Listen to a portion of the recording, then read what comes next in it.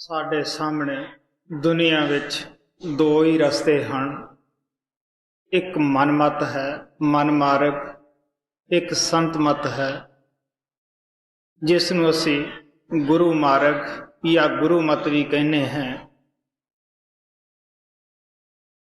ਸਾਡਾ ਜਿੱਥੇ ਵੀ ਜਨਮ ਹੁੰਦਾ ਹੈ, ਕਿਸੇ ਵੀ ਸਮਾਜ ਅੰਦਰ ਹੁੰਦਾ ਹੈ, ਅਸੀਂ ਸਾਰੇ ਹੀ ਇਹ ਕਹਿੰਦੇ ਹਾਂ ਕਿ ਅਸੀਂ ਗੁਰੂ ਮਤ ਦੇ ਉੱਤੇ ਚੱਲਦੇ ਹਾਂ ਔਰ ਜੋ ਕੁਝ ਅਸੀਂ ਕਰ ਰਹੇ ਹਾਂ ਉਹ ਠੀਕ ਹੈ। ਸਾਨੂੰ ਪਤਾ ਹੀ ਹੈ ਕਿ ਮੁਸਲਮਾਨਾਂ ਦੇ ਸਮਾਜ ਦੇ ਅੰਦਰ ਮੱਕੇ ਦੀ ਯਾਤਰਾ ਕਰਨੀ, ਜਿੱਥੇ ਮੁਹੰਮਦ ਸਾਹਿਬ ਦਾ ਜਨਮ ਹੋਇਆ ਹੈ, ਸਾਊਦੀ ਅਰਬ ਦੇ ਅੰਦਰ ਨਮਾਜ਼ ਪੜ੍ਹਨੀ, ਸਾਲ ਵਿੱਚ 30 ਦਿਨ ਰੋਜ਼ੇ ਰੱਖਣੇ, ਪਰਮਾਤਮਾ ਦੇ ਨਾਮ ਉੱਪਰ ਜੁਗਾਤ ਕੱਢਣੀ, ਦਾਨ ਦੇਣਾ, ਇਸ ਨੂੰ ਉਹ ਗੁਰਮਤ ਸਮਝਦੇ ਹੈ। ਇਸੇ ਤਰ੍ਹਾਂ ਈਸਾਈਆਂ ਦੇ ਸਮਾਜ ਵਿੱਚ ਪੈਦਾ ਹੁੰਦੇ ਹੈ। ਈਸਾਈ ਕੀ ਹੈ ਕਿ ਚਰਚ ਦੇ ਵਿੱਚ ਜਾਣਾ, ਬਪਤਿਸਮਾ ਲੈਣਾ, ਪ੍ਰਾਰਥਨਾ ਕਰਨੀ, ਉਹ ਈਸਾ ਦੇ ਉੱਤੇ ਯਕੀਨ ਲਿਆਉਣਾ ਕਿ ਸਦਾ ਵਾਸਤੇ ਉਹੀ ਮੁਕਤੀ ਦਾ ਦਾਤਾ ਹੈ, ਉਹ ਇਸ ਨੂੰ ਗੁਰਮਤ ਸਮਝਦੇ ਹੈ। ਇਸੇ ਤਰ੍ਹਾਂ ਸਾਡੇ ਹਿੰਦੂਆਂ ਅੰਦਰ ਤੀਰਥ ਯਾਤਰਾ ਕਰਨੀਆਂ, ਟਿੱਕਾ, ਜਨੇਊ ਪਾਉਣਾ, ਗਾਇਤਰੀ ਮੰਤਰ ਦਾ ਜਾਪ ਕਰਨਾ, ਹੋਰ ਵੀ ਕਈ ਕਿਸਮ ਦੇ ਸੰਜਮ ਹਿੰਦੂ ਸਮਾਜ ਦੇ ਅੰਦਰ ਕਰਕੇ ਅਸੀਂ ਕਹਿੰਦੇ ਹਾਂ ਕਿ ਅਸੀਂ ਗੁਰੂ ਮਤ ਦੇ ਉੱਤੇ ਚੱਲਦੇ ਹਾਂ। ਇਸੇ ਤਰ੍ਹਾਂ ਸਿੱਖ ਸਮਾਜ ਦੇ ਅੰਦਰ 5 ਕਕਾਰਾਂ ਦਾ ਪਾਲਣ ਕਰਨਾ ਬੜਾ ਜ਼ਰੂਰੀ ਸਮਝਿਆ ਜਾਂਦਾ ਹੈ। ਉਹ 5 ਕਕਾਰ ਇਹ ਹੁੰਦੇ ਹੈ: ਕੱਛਾ ਪਾਉਣਾ ਬੜਾ ਜ਼ਰੂਰੀ ਹੈ, ਕਿਰਪਾਨ ਦਾ ਧਾਰਨ ਕਰਨਾ ਔਰ ਕੜਾ ਪਾਉਣਾ, ਹੱਥ ਵਿੱਚ ਕੰਘਾ ਰੱਖਣਾ, ਇਹ ਜ਼ਰੂਰੀ ਸਮਝੇ ਜਾਂਦੇ ਹੈ। ਜਿਹੜਾ ਇਹਨਾਂ ਚੀਜ਼ਾਂ ਨੂੰ ਧਾਰਨ ਕਰ ਲੈਂਦਾ ਹੈ ਉਹ ਆਪਣੇ ਆਪ ਨੂੰ ਇਹ ਕਹਿੰਦਾ ਹੈ ਕਿ ਮੈਂ ਗੁਰੂ ਮਤ ਦੇ ਉੱਤੇ ਚੱਲਦਾ ਹਾਂ। ਮੈਂ ਖੁਦ ਸਿੱਖ ਸਮਾਜ ਦੇ ਅੰਦਰ ਪੈਦਾ ਹੋਇਆ ਹੈ ਔਰ ਜੋ ਸਿੱਖ ਸਮਾਜ ਦੇ ਪਾਲਣ ਹੈ, ਬੰਧਨ ਹੈ, ਜਾਂ ਜੋ ਉਹਦੇ ਅੰਦਰ ਰਹਿਤ ਰੱਖਣੀ ਜ਼ਰੂਰੀ ਸੀ, ਉਹ ਮੈਂ ਸਭ ਕੁਝ ਕੀਤਾ ਹੈ। ਅੱਜ ਵੀ ਮੈਂ ਇਹਨਾਂ ਚੀਜ਼ਾਂ ਤੋਂ ਕੋਈ ਮੁਨਕਰ ਨਹੀਂ, ਕਿਉਂਕਿ ਇਹ ਸਾਡੇ ਸਮਾਜ ਦਾ ਰੀਤੀ ਰਿਵਾਜ ਹੈ। ਸੰਤ ਜਦ ਵੀ ਆਉਂਦੇ ਹੈ ਉਹ ਸਾਨੂੰ ਕਿਸੇ ਸਮਾਜ ਦਾ ਬਾਈਕਾਟ ਨਹੀਂ ਕਰਦੇਗੇ, ਬਲਕਿ ਸਾਰਾ ਵਿਸ਼ਵ ਉਹਨਾਂ ਦਾ ਆਪਣਾ ਘਰ ਹੁੰਦਾ ਹੈ। ਉਹ ਕਿਸੇ ਦਾ ਸਮਾਜ ਤੋੜਦੇ ਨਹੀਂ, ਨਾ ਉਹ ਨਿਆਂ ਬਣਾਉਂਦੇ ਹੈ, ਬਲਕਿ ਉਹ ਤਾਂ ਕਹਿੰਦੇ ਹੈ ਤੁਸੀਂ ਆਪੋ ਆਪਣੇ ਸਮਾਜਾਂ ਵਿੱਚ ਰਹੋ, ਆਪੋ ਆਪਣੇ ਰੀਤੀ ਰਿਵਾਜ ਕਰੋ। ਮਤਲਬ ਤਾਂ ਸਾਡਾ ਗੁਰੂ ਮਤ ਦੇ ਉੱਤੇ ਚੱਲਣਾ ਹੈ। ਹੁਣ ਸਵਾਲ ਪੈਦਾ ਹੁੰਦਾ ਹੈ ਕਿ ਸੰਤ ਮਹਾਤਮਾ ਕੀ ਇਸ ਰੀਤੀ ਰਿਵਾਜ ਨੂੰ ਗੁਰੂ ਮਤ ਕਹਿੰਦੇ ਹੈ ਜਾਂ ਗੁਰੂ ਮਤ ਕੋਈ ਹੋਰ ਹੈ? ਕਿਉਂਕਿ ਸਾਨੂੰ ਹਰ ਜਗ੍ਹਾ ਬਚਪਨ ਤੋਂ ਲੈ ਕੇ ਬੁੱਢੇ ਤੱਕ ਗੁਰੂ ਦੀ ਜ਼ਰੂਰਤ ਪੈਂਦੀ ਹੈ। ਪੈਰ ਪੈਰ ਤੇ ਗੁਰੂ ਦੀ ਲੋੜ ਹੈ। ਬੱਚਾ ਜੰਮਦਾ ਹੈ, ਉਸ ਨੂੰ ਆਪਣੇ ਘਰਾਣੇ ਦੀ ਬੋਲੀ ਦਾ ਗਿਆਨ ਨਹੀਂ ਹੁੰਦਾਗਾ। ਪਹਿਲਾਂ ਉਹਦੇ ਮਾਤਾ ਪਿਤਾ ਗੁਰੂ ਹੁੰਦੇ ਹੈ, ਜੋ ਉਸ ਘਰਾਣੇ ਦਾ ਰਹਿਣ ਸਹਿਣ, ਬੋਲਣਾ ਚੱਲਣਾ ਉਸ ਨੂੰ ਦੱਸਦੇ ਹੈ।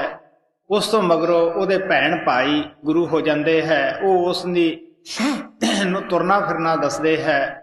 ਜਦ ਬੜੇ ਹੋ ਕੇ ਸਕੂਲਾਂ ਕਾਲਜਾਂ 'ਚ ਜਾਂਦੇ ਹਾਂ, ਅਸੀਂ ਉਹਨਾਂ ਨੂੰ ਗੁਰੂ ਧਾਰਨ ਕਰਦੇ ਹਾਂ, ਜੋ ਸਾਨੂੰ ਦੁਨਿਆਵੀ ਸਿੱਖਿਆ ਦਿੰਦੇ ਹੈ। ਇਸੇ ਤਰ੍ਹਾਂ ਇਦੋਂ ਹੋਰ ਬੜੇ ਹੁੰਦੇ ਹੈ, ਸਾਨੂੰ ਸਮਾਜ ਸੁਧਾਰ ਵਾਲੇ ਜਿਤਨੇ ਵੀ ਲੀਡਰ ਨੇਤਾ ਹੁੰਦੇ ਆ ਉਹ ਮਿਲਦੇ ਹੈ।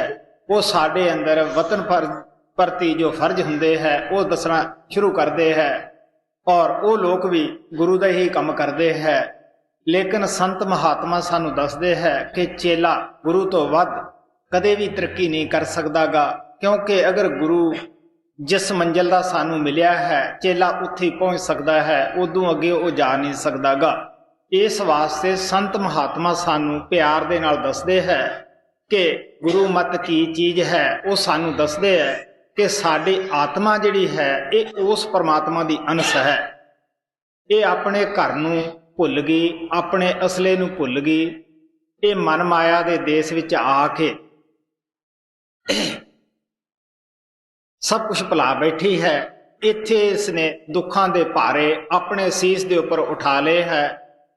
ਸੰਤ ਮਹਾਤਮਾ ਜਦ ਆਉਂਦੇ ਹੈ ਉਹਨਾਂ ਨੂੰ ਪਤਾ ਹੈ ਕਿ ਇਸ ਪਾਪਾਂ ਦੀ ਦਲਦਲ ਦੇ ਥੱਲੇ ਸ਼ੁੱਧ ਆਤਮਾ ਵੀ ਹੈ, ਔਰ ਜਦ ਆਤਮਾ ਉਸ ਪਾਪਾਂ ਦੇ ਥੱਲੇ ਦਬ ਕੇ ਘਬਰਾਉਂਦੀ ਹੈ, ਦੁੱਖ ਔਰ ਮੁਸੀਬਤਾਂ ਸਹਿੰਦੀ ਹੈ, ਉਸ ਵੇਲੇ ਕੀ ਹੈ ਕਿ ਇਹ ਪੁਕਾਰ ਕਰਦੀ ਹੈ। ਤੋ ਸੰਤ ਮਹਾਤਮਾ ਮਾਲਕ ਇਸ ਮੰਡਲ ਦੇ ਉੱਤੇ ਮਹਾਤਮਾ ਨੂੰ ਭੇਜਦਾ ਹੈ ਕਿ ਜਾਓ ਤੁਸੀਂ ਉਹਨਾਂ ਆਤਮਾ ਦੀ ਮਦਦ ਕਰੋ ਜਿਹੜੀਆਂ ਆਤਮਾ ਮੈਨੂੰ ਮਿਲਣ ਵਾਸਤੇ ਤੜਫ ਰਹੀਆਂ ਹੈ। ਉਹ ਸਾਨੂੰ ਦੱਸਦੇ ਹੈ ਕਿ ਸਮਾਜ ਦਾ ਬਦਲਣਾ, ਕੋਈ ਬੋਲਿਆਂ ਦਾ ਬਦਲਣਾ, ਪਰਮਾਤਮਾ ਦੀ ਭਗਤੀ ਨਾਲ ਕੋਈ ਸਰਬੰਧ ਨਹੀਂਗਾ। ਉਹ ਸਾਨੂੰ ਦੱਸਦੇ ਆ ਕਿ ਕਿਸ ਤਰ੍ਹਾਂ ਤੁਸੀਂ ਗੁਰਮਤਿ ਤੇ ਚੱਲਣਾ ਹੈ।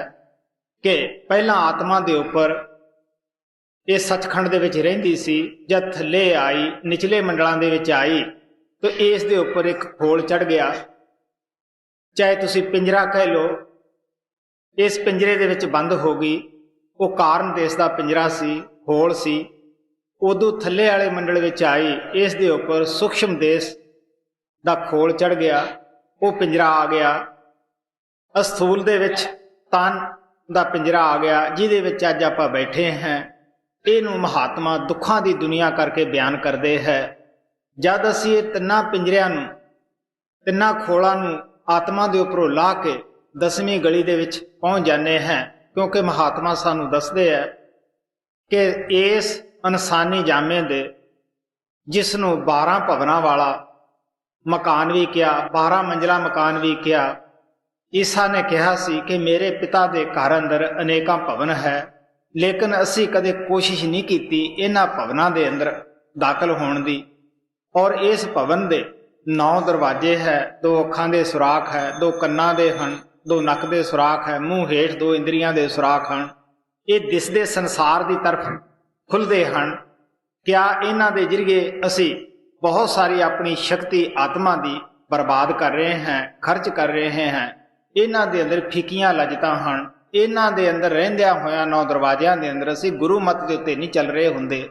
ਔਰ ਜੋ 10ਵਾਂ ਦਰਵਾਜ਼ਾ ਹੈ ਉਹ ਸਾਡੇ ਸੱਚਖੰਡ ਦੀ ਤਰਫ ਖੁੱਲਦਾ ਹੈ ਕਿ ਅੰਦਰ ਦੀ ਤਰਫ ਖੁੱਲਦਾ ਹੈ। ਗੁਰੂ ਨਾਨਕ ਸਾਹਿਬ ਕਹਿੰਦੇ ਹੈ 9 ਦਰਵਾਜ਼ੇ ਕਾਇਆ ਕੋਟ ਗੜ, ਇਸ ਨੂੰ ਗੜ ਕਰਕੇ ਬਿਆਨ ਕੀਤਾ ਹੈ। ਕਹਿੰਦੇ ਇਸ ਦੇ 9 ਦਰਵਾਜ਼ੇ ਹੈ, 10ਵਾਂ ਗੁਪਤ ਰਖੀਜੈ।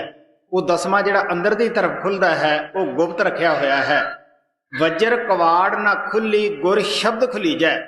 ਆਪ ਕਹਿਣ ਲੱਗੇ ਉਹ ਏਡਾ ਸਖਤ ਕਵਾੜ ਲਾ ਕੇ ਪ੍ਰਮਾਤਮਾ ਪਿੱਛੇ ਬੈਠ ਗਿਆ ਹੈ, ਉਹ ਖੁਦ ਹੀ ਇਨਸਾਨ ਬਣ ਕੇ ਖੋਲਣ ਵਾਸਤੇ ਆਉਂਦਾ ਹੈ।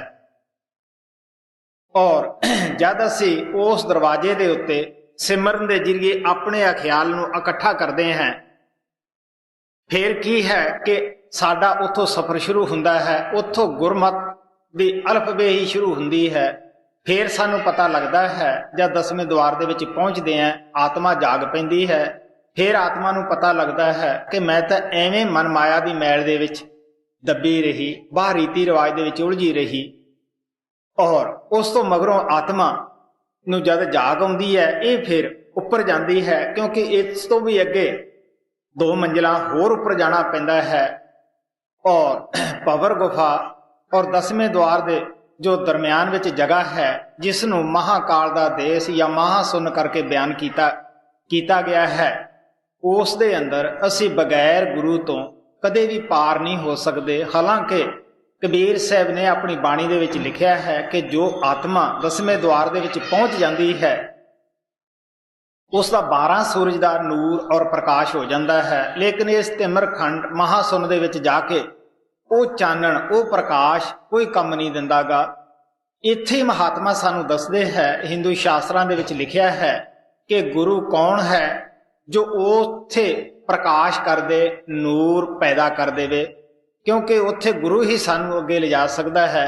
ਉੱਥੇ ਬੜੀਆਂ ਆਤਮਾ ਕੰਬਲ ਭੂਸੇ ਖਾਂਦੀਆਂ ਹੁੰਦੀਆਂ ਹਨ। ਮਹਾਰਾਜ ਸਾਵਣ ਸਿੰਘ ਕਹਿੰਦੇ ਹੁੰਦੇ ਸੀ, ਤੁਸੀਂ ਖੁਦ ਅੰਦਰ ਜਾ ਕੇ ਦੇਖੋ। ਸਤਸੰਗੀਆਂ ਨੂੰ ਪਤਾ ਹੀ ਹੈ ਜਿਹੜੇ ਅੰਦਰ ਜਾਂਦੇ ਹੈ ਕਿ ਉੱਥੇ ਬਹੁਤ ਸਾਰੀਆਂ ਆਤਮਾ ਕਾਲ ਨੇ ਗੁੰਮਰਾਹ ਕੀਤੀਆਂ ਹੋਈਆਂ ਹੈ, ਜਿਨ੍ਹਾਂ ਨੂੰ ਪੂਰਾ ਗੁਰੂ ਨਹੀਂ ਮਿਲਿਆਗਾ। ਔਰ ਜਦ ਸਤਸੰਗੀ ਉੱਥੋਂ ਦੀ ਲੰਘਦੇ ਹੈ, ਉਹ ਬੇਨਤੀਆਂ ਕਰਦੀਆਂ ਆਤਮਾ ਕਿ ਸਾਨੂੰ ਵੀ ਨਾਲ ਲੈ ਚੱਲੋ।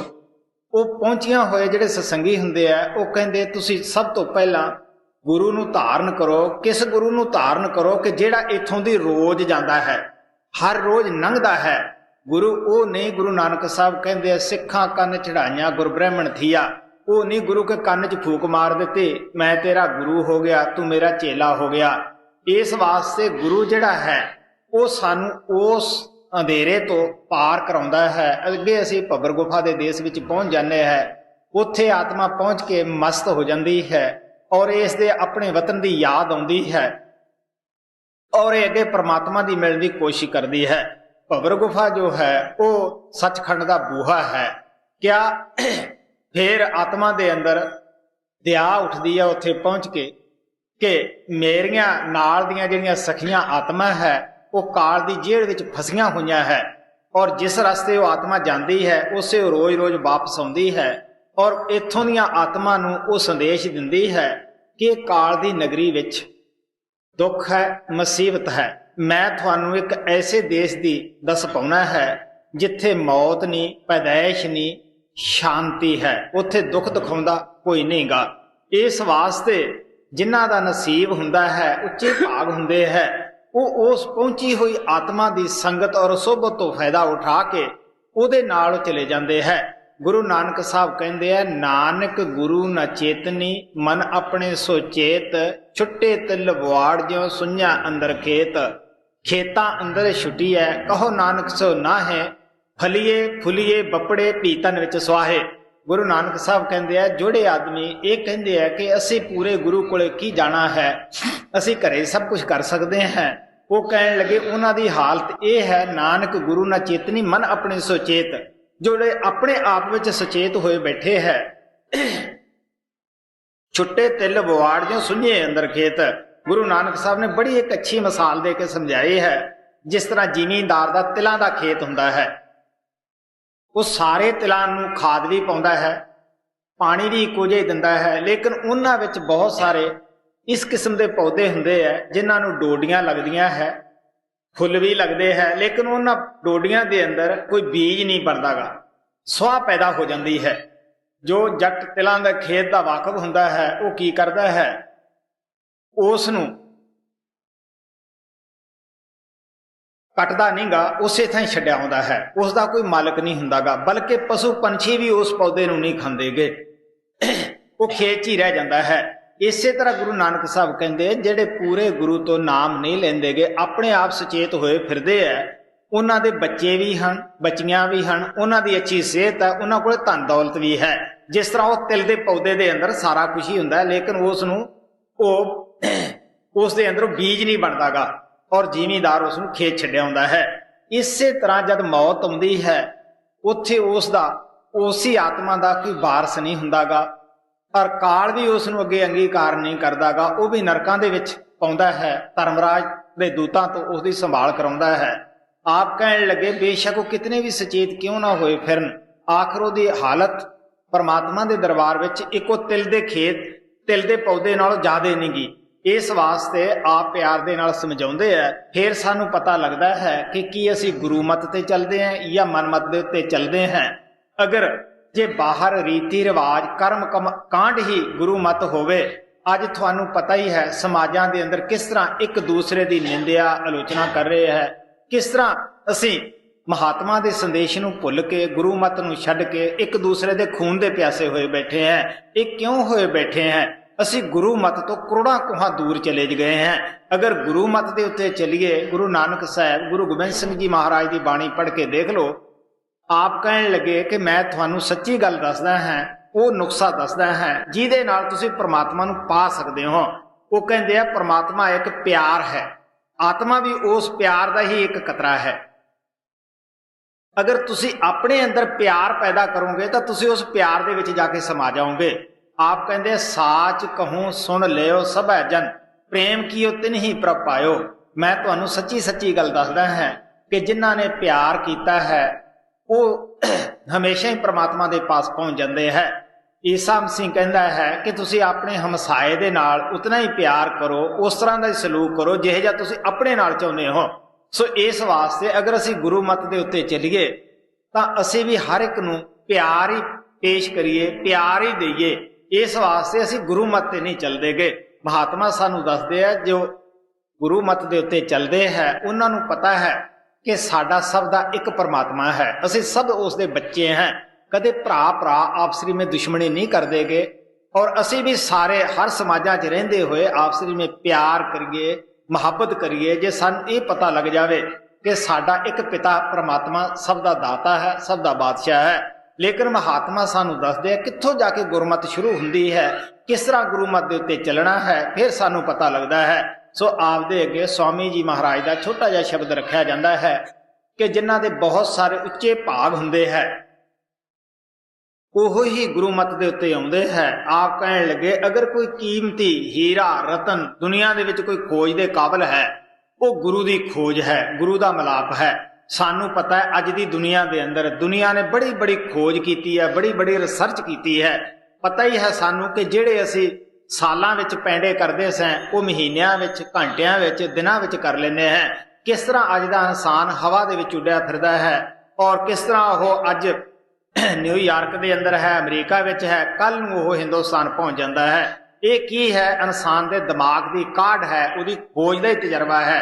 किस तरह दे बड़े बड़े एटम बनाए हुए है। असीं एटमां दे नाल दुनिया दी तबाही दा किस तरह दावा करदे हैं कि अज दा इंसान इन्नी तरक्की करके भी खुश नहीं नज़र दे विच आ रहा। हर एक सहमिया होया है क्योंकि मैनू विश्व दे अंदर जाण दा 2-3 दफा मौका मिलिया है। मैनू पता है कि किस तरह इंसान सहमिया होया है। हर एक आके इंसान सवाल करता है कि महाराज जी इतने इतने एटम बन चुके हैं, इन्हां दा किवें छुटकारा होएगा? अगर किसी अज दे लीडर दा दिमाग दे विच ये गल आ गई कि मैं इन्हां नूं चलावां, देखां तां सही ये की करदे है, सारी दुनिया देखदे देखदे तबाह हो जाएगी। सो महात्मा सानू दसदे है कि किस तरह असीं कामयाब हो सकते हैं। महात्मा कहंदे आ जो संतां महात्मा रिखियां मुनियां ने ग्रंथ वेद लिखे हन, अगर असीं उन्हां ते उन्हां दी रिसर्च करनी शुरू कर दईए, उन्हां दे उत्ते चलना शुरू कर दईए तां अज सानू एटम रखण दी लोड़ नहीं गी। अज तो पहला तुसीं देख लो बड़े बड़े चोटी दे महात्मा होए, रामचंद्र जी, कृष्ण जी महाराज, गुरु नानक जी महाराज, इस तरह मुहम्मद साहब आए, उन्होंने प्यार का संदेश दिता, उन्होंने हुकूमत नहीं की, उन्होंने प्यार नाल लोकां दे दिल जित ले, दिलां ते राज किया। असीं अज भी उन्हां दा नाम फकर दे नाल लैने हैं कि साडे गुरुदेव जी महाराज किड्डे अच्छे सन। जिहड़े अज महात्मा आए हैं जिस तरह महाराज सावण सिंह, बाबा जयमल सिंह, महाराज कृपाल जी, उन्होंने कोई सानू नवीं गल नहीं दसीगी। उन्होंने भी उन्हां महात्मा का संदेश ही साडे तक पहुँचाया कि वो महात्मा थोड़े वास्ते की कह गए है। हुण असीं ग्रंथ पुस्तकां तां पढ़दे हैं लेकिन जो पढ़दे हैं उन्हां दे उत्ते असीं विचार नहीं करदे गे। गुरु नानक साहब ऐसे पढ़न वालियां नूं की कहिंदे है? व्यापारी कहिंदे है, जिस तरह कोई व्यापार करदा फिरदा है। इसे तरह हजरत बाहू कहंदा है हाफज हिफज कर करन तकबर करन मुल्ला वडियाई हूँ, सावण माह दे बदलां वांगू फिरन किताबां चाई हूँ, जिथे देखण चंगा चोखा उथे पढ़न कलाम सबाई हूँ, वो दोही जहानी मुठे बाहू जिन्ना खाधी वेच कमाई हूँ। गुरु नानक साहब भी कहंदे है तिरगत ना दा जीविया जो लिख लिख वेचे नाओ, खेती जिनकी उजड़ी खलवाड़े क्या थाओ। वो कहंदे कि जो लोग वेदां शास्त्रां दा गलत इस्तेमाल करते हैं वो वेदां शास्त्रां दे चोर हैं और उन्होंने परमात्मा कदे माफ नहीं कर सकदा गा। अगर असीं सही अर्थां दे विच इन्हां ग्रंथां नूं पढ़ीए तां साडा सब दा उस परमात्मा दी खिलकत दे नाल प्यार होएगा, परमात्मा नाल प्यार होएगा। साडे अंदरों दुनिया दी वखीली हीर खा निंदिया सब पर ला के उड़ जाएगी। जदों असीं अपने मन दी मत छड्डदे हां, गुरु मत दे उत्ते चलदे हैं, तो स्वामी जी महाराज कहंदे सब नूं चंगी खोज किहड़ी है? गुरु नूं खोजना, गुरु तो नाम लैना और गुरु दे दसे हुए मुताबक अपने अंदर जाके जो कुछ मैं इदों पहलां तुहानूं दस्सिया है कि किस तरह खोज करनी है, किस तरह आत्मा दे उपरों तिन्ने पर्दियां नूं ला के असीं 10वें द्वार दे विच जाना है। जद आत्मा उत्थे नंगी हो जाती है, पर्दियां दे विचों ढकी बाहर निकले आउंदी है, उत्थे लिंग भेद भी खत्म हो जाता है। इहनूं पता है कि ना आत्मा काली है ना गोरी है, ना हिंदुस्तान दे रहण वाली है ना अमरीका अफ्रीका दे रहण वाली है, आत्मा तो आखिर आत्मा ही है। सो इस वास्ते महात्मा सानू प्यार दे नाल समझाउंदे है इत्थे गुरमत नूं धारण करन वास्ते अपना आप वारना पैंदा है। मन दे नाल लड़ाई करनी पैंदी है, युद्ध करना पैंदा है। तुलसी साहब कहते हैं मन एडा हठीला दुश्मन है कि जिहड़ा कदे थोड़े कीतियां हार नहीं मनदागा। आप कहते हैं तुलसी रण में जूझना घड़ी एक का काम, नित उठ मन से जूझना बिन खंडे संग्राम। आप कहने लगे मन दे नाल नित लड़ाई करनी पैंदी है, नित युद्ध करना पैंदा है। सो इस वास्ते आप कहने लगे कि संत मत दे विच आउणा, गुरु मत नूं अपनाउणा ਇਹ ਕੀ ਹੈ कि ਅਸੀਂ ਹਠੀਲੇ ਦੁਸ਼ਮਣ ਦੇ ਨਾਲ ਸਾਡਾ ਵਾਹ ਪਿਆ ਹੁੰਦਾ ਹੈ, ਉਹਦੇ ਨਾਲ ਲੜਾਈ ਮੁੱਲ ਲੈਣ ਹੁੰਦੀ ਹੈ। ਲੇਕਿਨ ਜਦ ਸਾਡੇ ਅੰਦਰ ਪਿਆਰ ਜਾਗ ਪੈਂਦਾ ਹੈ, ਆਪਣੇ ਵਤਨ ਦੀ ਯਾਗ ਸਾਡੇ ਅੰਦਰ ਆ ਜਾਂਦੀ ਹੈ, ਤਾਂ ਅਸੀਂ ਫਿਰ ਗੁਰੂ ਮਤ ਦਾ ਜੋ ਰਸਤਾ ਹੈ ਉਹ ਅਪਣਾ ਲੈਂਦੇ ਹਾਂ। ਉਸ ਨੂੰ ਛੱਡਣ ਵਾਸਤੇ ਕਦੇ ਵੀ ਤਿਆਰ ਨਹੀਂ ਹੁੰਦੇਗੇ। ਚਾਹੇ ਸਾਰੀ ਦੁਨੀਆ ਇੱਕ ਪਾਸੇ ਹੋਵੇ, ਨਿੰਦਿਆ ਕਰੇ, ਬੜਾ ਬੜਾ ਮਹਾਤਮਾ ਨੂੰ ਕਸ਼ਟ ਦਿੱਤਾ, ਲੋਕਾਂ ਨੇ ਕੋਈ ਘੱਟ ਨਹੀਂ ਕੀਤੀ। ਤੁਸੀਂ ਗੁਰੂ ਗੋਬਿੰਦ ਸਿੰਘ ਦੀ ਮੈਂ ਮਿਸਾਲ ਦੇ ਕੇ ਹਟਿਆ ਸੀਗਾ, ਜਿਨ੍ਹਾਂ ਨੇ ਪਿਆਰ ਦਾ ਸੰਦੇਸ਼ ਦੁਨੀਆ ਨੂੰ ਦਿੱਤਾ। ਉਹਨਾਂ ਦੇ ਬੱਚੇ ਨੀਆਂ ਦੇ ਵਿੱਚ ਉਹਨਾਂ ਦੇ ਸਾਹਮਣੇ ਚਿਣ ਦਿੱਤੇ ਸਨ, ਔਰ ਖੁਦ ਵੀ ਗੁਰੂ ਗੋਬਿੰਦ ਸਿੰਘ ਦੇ ਨਾਲ ਇਹਨਾਂ ਲੋਕਾਂ ਨੇ, ਸ਼ਰ੍ਹਾ ਦੇ ਕੈਦੀਆਂ ਨੇ ਘੱਟ ਨਹੀਂ ਕੀਤੀ ਸੀਗੀ। ਆਪ ਨੇ 3 ਮਹੀਨੇ ਬਸਤਰ ਹੀ ਨਹੀਂ ਲਾਏ ਸੀਗੇ। ਤੁਸੀਂ ਦੇਖ ਲਓ, ਅਗਰ ਆਪਾਂ ਇੱਕ ਦਿਨ ਬਸਤਰ ਨਾ ਲਾਈਏ ਕੀ ਹਾਲਤ ਹੋ ਜਾਂਦੀ ਹੈ, ਇੱਕ ਦਿਨ ਇਸ਼ਨਾਨ ਨਾ ਕਰੀਏ। ਉਹ ਤਾਂ ਮਾਲਕ ਦੇ ਪਿਆਰੇ ਸਾਨੂੰ ਇਸ ਦੁਖੀ ਦੁਨੀਆ ਚੋਂ ਕੱਢਣ ਵਾਸਤੇ ਆਉਂਦੇ ਆ, ਲੇਕਿਨ ਅਸੀਂ ਕੀ ਕਰਦੇ ਹਾਂ। ਮਹਾਰਾਜ ਸਾਵਣ ਸਿੰਘ ਕਹਿੰਦੇ ਹੁੰਦੇ ਸੀਗੇ, ਅਸੀਂ ਸੁਸਾਇਟੀਆਂ ਦੇ ਵੱਜੇ ਹੋਏ ਹਾਂ, ਜਿਸ ਤਰ੍ਹਾਂ ਭੇਡਾਂ ਦੇ ਵਾੜੇ ਨੂੰ ਅੱਗ ਲੱਗ ਜਾਵੇ ਔਰ ਲੋਕ ਉਹਨਾਂ ਤੇ ਤਰਸ ਖਾ ਕੇ ਭੇਡਾਂ ਨੂੰ ਬਾਹਰ ਕੱਢਦੇ ਆ ਕਿ ਬਚ ਜਾਣ, ਲੇਕਿਨ ਉਹ ਸੁਸਾਇਟੀ ਦੀਆਂ ਵੱਜੀਆਂ ਹੋਈਆਂ ਉਸੇ ਅੱਗ ਦੇ ਵਿੱਚ ਜਾ ਕੇ ਰਾਖ ਹੋ ਜਾਂਦੀਆਂ ਹੈ। ਇਹੀ ਹਾਲਤ ਸਾਡੀ ਹੈ। ਸੰਤ ਮਹਾਤਮਾ ਸਾਡੇ ਉੱਤੇ ਦਇਆ ਕਰਕੇ ਨਾਮਦਾਨ ਬਖਸ਼ਦੇ ਹੈ, ਪ੍ਰਭੂ ਭਗਤੀ ਕਰਵਾਉਂਦੇ ਹੈ, ਭਗਤੀ ਦਾ ਭੇਦ ਦੱਸਦੇ ਹੈ, ਲੇਕਿਨ ਅਸੀਂ ਇਹ ਕਹਿੰਦੇ ਹਾਂ ਕਿ ਇਹ ਠੀਕ ਨਹੀਂ ਗਾ, ਇਸ ਕਰਾਹੇ ਪਾਉਂਦੇ ਹੈ। स्वामी जी महाराज कहते हैं पंडित भेख पेट के मारे वे संतन पर करते तान, हित कर संत उन्हें समझावे वे मानी ने माने आन। महात्मा उन्होंने भी दया करके समझाते हैं, क्यों वो लोग चिकड़ सिटते हैं। बड़ी सोच विचार की गल है। जब संत महात्मा आते हैं, शब्द नाम का होका दिंदे है, उन्होंने लोगों के रोजगार के फर्क पै जाता है। इस वास्ते वो जहाज खड़ा कर देंगे है। सो महात्मा सानू प्यार के नाल समझाते हैं। जब असीं ये सारे कहने हैं परमात्मा एक है, परमात्मा दे मिलण दा रस्ता एक है, वो ये शरीर दे अंदर है, तो फिर किसी नाल दुश्मनी की है, किसी नूं भैड़ा असीं की कह सकते हैं। गुरु नानक साहब कहते हैं कि बुरा भला तिचर आखदा जिचर है दो माहे, गुरमुख एक पछाणिया इको माहे समाहे। गुरमुखां ने एक परमात्मा नूं आप दे अंदर प्रगट कीता है, उसे परमात्मा दा संदेश दिंदे है। ਅਸੀਂ बुरा भला उन्ना चिकर ही कहने हैं जिन्ना चिकर उस परमात्मा तो ਅਸੀਂ दूर हैं, जिन्ना चिकर उस परमात्मा से भी विछड़े हुए हैं। इस वास्ते आप प्यार दे नाल समझाउंदे है कि किहड़ी चीज कीमती चीज नूं खोजना है, गुरु नूं खोजना है। गुरु वो हीरा है कि जिसदा असीं किसी भी लफ्ज नाल धन्नवाद नहीं कर सकदेगे और उसका असीं शुक्रिया नहीं कर सकदेगे। की शुक्रिया असीं करांगे। भगत नामदेव जी कहते हैं अगर मैं तेनू धन दौलत देवां, तेरे कोले नाम दा अखुट धन है, मैं केड़ी चीज तेरे अर्पण करां, सब तेरी दिती हुई है, तू ही दे रहा है। इस वास्ते मैं तन और मन ये चढ़ा देना है, इदों वध होर की हो सकता है। महाराज सावण सिंह सत्संग कर रहे सीगे, मस्ताना बलोचिस्तानी कहन लग्या कि जिसनों शब्द दा रस आ जावे, लज्जत आ जावे, वो गुरु तो की वारे। वो कहन लगे वो मन वार दे। महाराज सावण सिंह कहते हुंदे सी औरत पति नूं तन दे दिंदी है, मर्द भी औरत नूं तन दे दिंदा है, लेकिन मन कोई भी अरपदा नहीं गा। हुण जिसने मन दे दिता उसने पिछे की रखिया है। इस वास्ते आप प्यार नाल कहंदे है कि संसार विच अगर कोई कीमती चीज है खोजण वाली तां ओह गुरु दी खोज है जी। पहचान परमार्थी की शब्द चौथा, सतगुरु खोजो री प्यारी, जगत में दुर्लभ रतन यही, सतगुर खोजो रे प्यारी, जगत में दुर्लभ रतन यही, जिन पर मेहर दया सतगुर की, उनको दरस दए। महाराज कृपाल कहते हुंदे सीगे कि इंसान का बनना मुश्किल है, भगवान का मिलना मुश्किल नहीं हुंदागा, क्योंकि वो प्योर है। उतना ही प्योर होने की सानू जरूरत है। गुरु नानक साहब भी कहते हैं बेशक वो परमात्मा उच्चा है, लेकिन सच्चा सुच्चा जीवन उदों भी उच्चा हुंदा है। इस वास्ते आप कहते जिन्हां दे उपर दया आदि करता दी हुंदी है, जब तुसीं सच्चे सुच्चे उसकी तड़फ विच बैठ जाओगे, वो तुहानूं खुद ही घरे आके मिल लेगा। मैं दसदा हुंदा कि किस तरह महाराज सावण सिंह की हिस्ट्री विच आउंदा है कि 22 साल उन्होंने खोज की, बहुत सारे सभा सोसाइटियां दे अंदर गए, बड़े सारे साधु महात्मा नूं मिले। जब उस परमात्मा ने देखा कि मेरी खोज विच कोई आत्मा तड़फ रही है, तो बाबा जैमल सिंह जी वो मरी दे पहाड़ दे उत्ते उन्होंने खुद ही जाके मिले। जिहड़ा उन्हां दा साथी सी बीबी रुखो, उसनूं बाबा जी कहण लगे कि असीं इस सरदार की खातर आए हैं। वो कहण लगी कि इन्हां ने तां तुहानूं सत श्री अकाल भी नहीं बोली। वो कहण लगे इसनूं की पता है अज तो चौथे दिन नूं अपने सत्संग दे विच आ जाएगा। वाकई ऐसा ही होया कि सत्संग दे विच गए।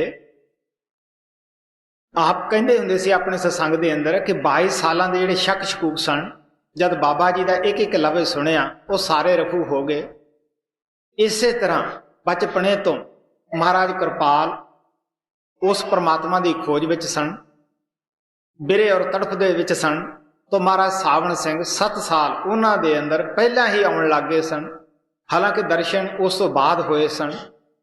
जद उन्हां दे दर्शन होए किस तरह सी, वो कहते हुंदे कि सानू दरियावां दा बड़ा शौक हुंदा सीगा और सारे दरियावां दी सैर की। दिल दे विच ख्याल आया कि अज ब्यास दरिया की सैर भी करिए। जद ब्यास दरिया के उत्ते वो स्टेशन के उत्ते उतरे, उत्थों के स्टेशन मास्टर नूं पुछया कि दरिया नूं किहड़ी डंडी जाती है। वो सत्संगी सी महाराज सावण सिंह दा। वो कहण लग्या कि तुसीं संतां नूं मिलना है। वो कहण लग्या कि संत इत्थे रहिंदे है। दिल च ख्याल आया कि एक पंथ दो काज, भी चलो दरिया की सैर भी हो जाएगी, संतां नूं भी मिल लवांगे। जद अगे गए महाराज सावण सिंह नूं देखिया, ख्याल आया कि ये तो उही महात्मा है जिहड़ा 7 साल तो मेरे अंदर आ रहा है। वो कहण लगे कि इन्नी देर क्यों लाई। वो कहण लगे आहा ही वक्त जिहड़ा सी मालिक की तरफों मुकर्रर सी। इसे तरह मैं बहुत सारे कर्मकांड किए, धूणियां वगैरह तपाइयां, होर बहुत सारे बड़े बड़े मठां दे अंदर मैं गया जो हिंदुस्तान के अंदर मशहूर मठ हैं। सब दे कोले मैं गया, सब दे नूं शरधा दे नाल मिलिया, प्यार नाल पुछ की कि मैं इस चीज़ की तलाश दे विच हैं। बाबा बिशन दास ने मैनूं 2 शब्द का भेद दिता होया है। निरा भेद ही नहीं बल्कि प्रैक्टिकल है। जब मैं ये गल दसदा संगा तो जो मठां दे संचालक सन वो सब चुप हो जाते सन, क्योंकि जब पूरा शिष्य आउंदा है तो पखंडी गुरु जिहड़ा है वो खुद ही भजदा है। उन्हें पता है कि हुण मेरा जिहड़ा पढ़दा है वो चुक्या जाएगा, क्योंकि कुछ ना कुछ मंग रहा है। इस वास्ते जब तसल्ली ना हुई, बैठ गए। मैं 17-18 साल जमीन के अंदर बैठ के अभ्यास किया, पकार की कि अगर कोई इस वेले किसी थां वो किसी बाडी के अंदर किसी पोल दे विच वो कम ताकत करती है कि मेरे वास्ते उम्मीद है कोई मिलण दी। वो दयालु कृपाल नूं दिल्ली के अंदर दया उठी। हालांकि मैं उहदे किसी सेवक नूं कदे नहीं मिलिया सी, मैं उहनूं जानदा नहीं सी। वो खुद ही गया, उन्हें आपदा बंदा भेजिया, प्रेमी भेजिया कि महाराज जी तुहानूं मिलना चाहुंदे है। मैं खूह दा डड्डू नहीं सीगा कि मैं इस संत नूं मिलना उसनूं नहीं मिलना। मैं हमेशा ही संतां नूं मिल के खुश हुंदा सीगा, दिल दे विच इज्जत हुंदी सीगी। मैं कहा बई महाराज आउण, संत आउण, मैं मिल के बड़ा खुश होऊंगा। महाराज जी गए, मैं उन्हां ते कोई सवाल नहीं किया, बल्कि प्यार दे नाल कहा कि मैनूं पता नहीं, मेरा दिल दिमाग खाली है, तुहानूं की कहां। वो कहण लगे मेरे पास बहुत आउंदे है, राजे आउंदे है, बड़े बड़े राष्ट्रपतियां तक भी आउंदे है, लेकिन मैं खाली दिमाग दिल देख के तेरे पास आया है। एक सच्चाई है कि उन्हां दी याद दे अंदर बहुत बड़ा सारा एक आश्रम बनाया सी। महाराज सावण सिंह कहते हुंदे कि गुरु छड़दा भी कख नहीं, लैंदा भी कख नहीं गा। सब कुछ देख के खुश होए, मकान देखिया, जायदाद देखी, आखिर कहने लगे बई मैं तेन प्यार नाल सलाह दिना है, इस नूं तू छड्ड जा, 16 PS ਦੇ ਵਿੱਚ ਚਲਿਆ ਜਾ। ਹੁਣ ਤੁਸੀਂ ਦੇਖ ਲਓ ਕਿ ਇੱਟ ਕਰਕੇ ਤੁਹਾਡਾ ਜ਼ਿੰਦਗੀ ਦਾ ਬਹੁਤ ਸਾਰਾ ਸਮਾਨ ਇਕੱਠਾ ਕੀਤਾ ਹੋਵੇ, ਜਿਸ ਨੂੰ ਤੁਸੀਂ ਕਦੇ ਨਾ ਮਿਲੇ ਹੋ, ਉਹ ਤੁਹਾਨੂੰ ਆ ਕੇ ਕਹੇ ਛੱਡ ਦੇ। ਬੜਾ ਮੁਸ਼ਕਲ ਹੈ, ਗੱਲ ਕਰ ਲੈਣੀ ਬੜੀ ਆਸਾਨ ਹੁੰਦੀ ਹੈ। ਮਨ ਦੇ ਵਿੱਚ ਗਿਰਗਰਾਟ ਆਈ, ਦਿਲ ਦੇ ਵਿੱਚ ਖਿਆਲ ਆਇਆ ਕਿ ਬੜੇ ਸਾਲਾਂ ਦਾ ਇਹਦੀ ਯਾਦ ਵਿੱਚ ਬੈਠਾ ਹੈ, ਹੁਣ ਇਹ ਤਾਂ ਇਹਦੀ ਮਰਜ਼ੀ ਹੈ, ਤੈਨੂੰ ਦੁੱਖ ਦੇਵੇ ਸੁੱਖ ਦੇਵੇ, ਤੇਰਾ ਪਰਦਾ ਕੱਜੇ ਨਾ ਕੱਜੇ, ਇਹ ਤਾਂ ਹੁਣ ਇਹਦੀ ਮਰਜ਼ੀ ਹੈ। ਉੱਥੇ ਚੁੱਪ ਕਰਕੇ ਚਲੇ ਗਏ। ਕਹਿਣ ਲੱਗੇ ਜਿਤਨੇ ਵੀ ਇਹ ਡੰਗਰ ਹੈ ਲੋਕਾਂ ਦੀਆਂ ਲੜਕੀਆਂ ਦੇ ਵਿੱਚ ਤਕਸੀਮ ਕਰ ਦੇ, ਇੱਥੇ ਕੋਈ ਵੀ ਸਮਾਨ ਨਹੀਂ ਚੁੱਕਣਾ। ਇਸ ਵਾਸਤੇ ਜਦ ਸਾਡੇ ਉੱਚੇ ਭਾਗ ਹੁੰਦੇ ਹੈ, ਅਗਰ ਸਾਡੇ ਦਿਲ ਅੰਦਰ ਸੱਚੀ ਤੜਫ ਹੈ, ਉਹ ਘਰੇ ਆ ਕੇ ਹੀ ਮਿਲ ਲੈਂਦਾ ਹੈ, ਉਹਨੂੰ ਟੋਲਣ ਦੀ ਲੋੜ ਨਹੀਂ, ਉਹ ਆਪ ਹੀ ਆ ਜਾਂਦਾ ਹੈ। ਉਹ ਤਾਂ ਜਗ੍ਹਾ ਭਾਲਦਾ ਫਿਰਦਾ ਹੈ ਪਰਮਾਤਮਾ। ਇਸ ਵਾਸਤੇ ਆਪ ਪਿਆਰ ਦੇ ਨਾਲ ਕਹਿੰਦੇ ਆ ਕਿ ਜਿਨ੍ਹਾਂ ਦੇ ਉੱਤੇ ਦਇਆ ਹੈ ਆਦਿ ਕਰਤਾ ਭਗਵਾਨ ਦੀ, ਉਹਨਾਂ ਨੂੰ ਉਹ ਜ਼ਰੂਰ ਆ ਕੇ ਦਰਸ਼ਨ ਦਿੰਦਾ ਹੈ, ਉਹਨਾਂ ਜ਼ਰੂਰ ਤੜਫ ਬੁਝਾਉਂਦਾ ਹੈ, ਉਹਨਾਂ ਦੀ ਆਤਮਾ ਨੂੰ ਜ਼ਰੂਰ ਉਹ ਸ਼ਾਂਤੀ ਦਿੰਦਾ ਹੈ ਜੀ। ਜਿਨ ਪਰ ਮਿਹਰ ਦਇਆ ਸਤਿਗੁਰ ਕੀ, ਉਨਕੋ ਦਰਸ਼ ਦਏ, ਦਰਸ਼ ਪਾਏ ਸਤ ਲੋਕ ਸਿਧਾਰੀ, ਸਤਨਾਮ ਪਦ ਕੀਨ ਸਹੀ। ਹੁਣ ਆਪ ਕਹਿੰਦੇ ਆ ਉਹਨਾਂ ਦੇ ਦਰਸ਼ਨ ਦਾ ਕੀ ਫਾਇਦਾ ਹੋਇਆ, ਉਹਨਾਂ ਦੇ ਮਿਲਾਪ ਦਾ ਕੀ ਫਾਇਦਾ ਹੋਇਆ। ਉਹ ਸਾਡਾ ਇਸ਼ਟ ਜਿਹੜਾ ਹੈ ਉਹ ਸਤਨਾਮ ਦਾ ਸੱਚਖੰਡ ਦਾ ਬੰਦੇ ਹੈ। ਇਸ ਵਾਸਤੇ ਆਪ ਕਹਿੰਦੇ ਜੋ ਉਹਨਾਂ ਨੇ ਜੁਗਤੀ ਦੱਸੀ, ਅਸੀਂ ਮਨ ਮਾਇਆ ਤੋਂ ਆਜ਼ਾਦ ਹੋ ਕੇ, ਵਿਸ਼ੇ ਬਕਾਰਾਂ ਤੋਂ ਆਜ਼ਾਦ ਹੋ ਕੇ ਔਰ ਆਪਣੇ ਘਰ ਵਾਪਸ ਪਹੁੰਚ ਗਏ ਜੀ। ਦਰਸ਼ ਪਾਏ ਸਤ ਲੋਕ ਸਿਧਾਰੀ, ਸਤਨਾਮ ਪਦ ਕੀਨ ਸਹੀ, ਸਹੀ ਨਾਮ ਪਾਇਆ ਸਤਿਗੁਰ ਸੇ, ਬਿਨ ਸਤਿਗੁਰ ਸਭ ਜੀਵ ਬਹੇ। ਹੁਣ ਸੰਤਾਂ ਮਹਾਤਮਾ ਦੀ ਬਾਣੀਆਂ ਦੇ ਅੰਦਰ ਸਹੀ ਨਾਮ, ਸੱਚਾ ਨਾਮ ਦਾ ਜਗ੍ਹਾ ਜਗ੍ਹਾ ਜ਼ਿਕਰ ਆਉਂਦਾ ਹੈ। ਇਸ ਦਾ ਮਤਲਬ ਕੋਈ ਹੋਰ ਵੀ ਨਾਮ ਹੈ, ਸਹੀ ਨਾਮ ਜਿਹੜਾ ਹੈ ਉਹ ਵੀ ਹੈ। ਸੰਤ ਮਹਾਤਮਾ ਸਾਨੂੰ ਉਹ ਨਾਮ ਦੱਸਦੇ ਹੈ ਜਿਹੜਾ ਸਹੀ ਹੈ। ਇਹ ਸੋਚਣ ਵਿਚਾਰ ਦੀ ਗੱਲ ਹੈ ਕਿ ਜਿਤਨੇ ਸਾਡੇ ਅੱਲਾ ਅੱਲਾ, ਵਾਹਿਗੁਰੂ ਵਾਹਿਗੁਰੂ, ਰਾਮ ਰਾਮ ਲਫ਼ਜ਼ ਹਨ, ਇਹ ਸਾਡੇ ਸਾਰੇ ਵਰਣਾਤਮਕ ਸ਼ਬਦ ਹਨ।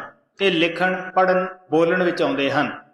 ਜੋ ਸਹੀ ਨਾਮ ਹੈ ਉਹ ਬਿਨਾਂ ਲਿਖਿਆ ਸ਼ਬਦ ਹੈ, ਬਿਨਾਂ ਬੋਲੀ ਭਾਸ਼ਾ ਹੈ, ਬਿਨਾਂ ਲਿਖਿਆ ਕਾਨੂੰਨ ਹੈ, ਉਹ ਸਭ ਦੇ ਅੰਦਰ ਹੈ। ਮਹਾਰਾਜ ਸਾਵਣ ਸਿੰਘ ਨੂੰ ਕਿਸੇ ਆਦਮੀ ਨੇ ਪੁੱਛਿਆ ਕਿ ਜੀ ਤੁਹਾਡਾ ਨਾਮ ਤਾਂ ਸਾਨੂੰ ਦੱਸੋ, ਉਹ ਕੀ ਹੈ? ਉਹ ਕਹਿਣ ਲੱਗੇ ਅਸੀਂ ਹਰ ਇੱਕ ਦੇ ਅੰਦਰ ਰੱਖ ਦਿੰਦੇ ਹਾਂ, ਉਹ ਦੱਸਣ ਵਾਲੀ ਵਸਤੂ ਨਹੀਂ। ਇੱਕ ਪ੍ਰੇਮੀ ਕਹਿਣ ਲੱਗਿਆ ਜੀ ਜਦ ਤੁਸੀਂ ਨਾਮ ਦੇ ਰਹੇ ਸੀਗੇ, ਸਿਮਰਨ ਦੱਸ ਰਹੇ ਸੀਗੇ, ਤਾਂ ਫਲਾਣਾ ਆਦਮੀ ਆ ਕੇ ਸੁਣ ਗਿਆ ਤੁਹਾਡਾ ਸਿਮਰਨ। ਉਹ ਕਹਿਣ ਲੱਗੇ ਅਗਰ ਕੁੱਤਾ ਕਪਾਹ ਦੇ ਖੇਤ ਵਿੱਚ ਲੰਘ ਜਾਵੇ ਉਹ ਸੂਟ ਨਹੀਂ ਬਣਾ ਸਕਦਾਗਾ, ਅਗਰ ਝਾੜੇਗਾ ਤਾਂ ਖੇਤ ਵਿੱਚ ਹੀ ਝਾੜੇਗਾ। ਉਹ ਕਹਿੰਦੇ ਹੁੰਦੇ ਸੀ ਨਾਮ ਤਵੱਜੋ ਹੈ ਸੰਤਾਂ ਦੀ, ਜਿਸ ਨੂੰ ਸਿਮਰਨ ਦਿੰਦੇ ਹੈ, ਧੁਨ ਤੇ ਬਿਠਾਉਂਦੇ ਆ, ਉਹਨਾਂ ਦੀ ਚਾਰਜਿੰਗ ਉਸ ਦੇ ਪਿੱਛੇ ਕੰਮ ਕਰਦੀ ਹੈ।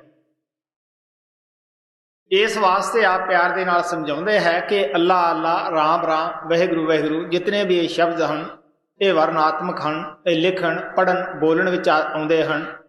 ਇਹਨਾਂ ਦੀ ਆਪਾਂ ਹਿਸਟਰੀ ਅਗਰ ਖੋਜੀਏ ਤਾਂ ਸਾਨੂੰ ਪਤਾ ਲੱਗਦਾ ਹੈ ਕੋਈ 2000 ਸਾਲ ਪੁਰਾਣਾ ਹੈ, ਕੋਈ 500 ਸਾਲ ਪੁਰਾਣਾ ਹੈ ਔਰ ਕੋਈ 1400 ਸਾਲ ਪੁਰਾਣਾ ਹੈ। ਸਾਨੂੰ ਪਤਾ ਹੀ ਹੈ ਕਿ ਮੁਹੰਮਦ ਸਾਹਿਬ ਨੂੰ 1400 ਸਾਲ ਹੋ ਗਏ ਆਇਆਂ ਨੂੰ। ਅਸੀਂ ਉਸ ਪਰਮਾਤਮਾ ਨੂੰ ਉਹਨਾਂ ਤੋਂ ਬਾਅਦ ਅੱਲਾ ਅੱਲਾ ਕਹਿਣ ਲੱਗ ਪਏ। ਇਸੇ ਤਰ੍ਹਾਂ 3 ਯੁੱਗ ਰਾਮਚੰਦਰ ਜੀ ਮਹਾਰਾਜ ਨੂੰ ਹੋ ਗਏ, ਅਸੀਂ ਉਸ ਪਰਮਾਤਮਾ ਨੂੰ ਰਾਮ ਰਾਮ ਕਹਿਣ ਲੱਗ ਪਏ। ਗੁਰੂ ਨਾਨਕ ਦੇਵ ਜੀ ਮਹਾਰਾਜ ਨੂੰ 500 ਸਾਲ ਹੋ ਗਏ ਹੈ ਔਰ ਅਸੀਂ ਉਸ ਪਰਮਾਤਮਾ ਨੂੰ ਵਾਹਿਗੁਰੂ ਵਾਹਿਗੁਰੂ ਕਹਿੰਦੇ ਹਾਂ। ਔਰ ਇਸੇ ਤਰ੍ਹਾਂ ਸਵਾਮੀ ਜੀ ਮਹਾਰਾਜ ਜਿਨ੍ਹਾਂ ਦੀ ਆਪਾਂ ਬਾਣੀ ਪੜ੍ਹਦੇ ਹਾਂ, ਇਹਨਾਂ ਨੂੰ 100 ਸਾਲ ਤੋਂ ਕੁਝ ਸਾਲ ਉੱਪਰ ਹੋਏ ਹੈ, ਅਸੀਂ ਉਸ ਪਰਮਾਤਮਾ ਨੂੰ ਰਾਧਾ ਸਵਾਮੀ ਦੇ ਨਾਲ ਯਾਦ ਕਰਦੇ ਹਾਂ। ਇਹ ਤਾਂ ਸਾਡੇ ਲਿਖਣ ਪੜ੍ਹਨ ਬੋਲਣ ਵਿੱਚ ਆਉਂਦੇ ਹੈ। ਮਹਾਤਮਾ ਸਾਨੂੰ ਦੱਸਦੇ ਆ ਉਹ ਨਾਮ ਜਿਹੜਾ ਹੈ, ਉਹ ਜਿਹੜਾ ਕਲਮਾ ਹੈ, ਉਹ ਲਿਖਣ ਪੜ੍ਹਨ ਬੋਲਣ ਵਿੱਚ ਨਹੀਂ ਆਉਂਦਾਗਾ। ਹਜ਼ਰਤ ਬਾਹੂ ਵੀ ਕਹਿੰਦਾ ਹੈ, ਜਵਾਨੀ ਕਲਮਾ ਹਰ ਕੋਈ ਆਖੇ, ਦਿਲ ਦਾ ਆਖ ਪੜ੍ਹਦਾ ਕੋਈ ਹੂ, ਜਿੱਥੇ ਕਲਮਾ ਦਿਲ ਦਾ ਪੜ੍ਹਦੇ ਉੱਥੇ ਜੇਬਾ ਮਿਲੇ ਨਾ ਢੋਈ ਹੂ। ਹੋਠ ਨਾ ਫਰਕਣ ਜਵਾਨ ਨਾ ਹਿੱਲੇ, ਖਾਸ਼ ਨਵਾਜੀ ਸੋਈ ਹੂ, ਕਲਮਾ ਮੁਰਸ਼ਿਦ ਪੜ੍ਹਾਇਆ ਮੈਨੂੰ ਮੈਂ ਸਦਾ ਸੁਹਾਗਣ ਹੋਈ ਹੂ।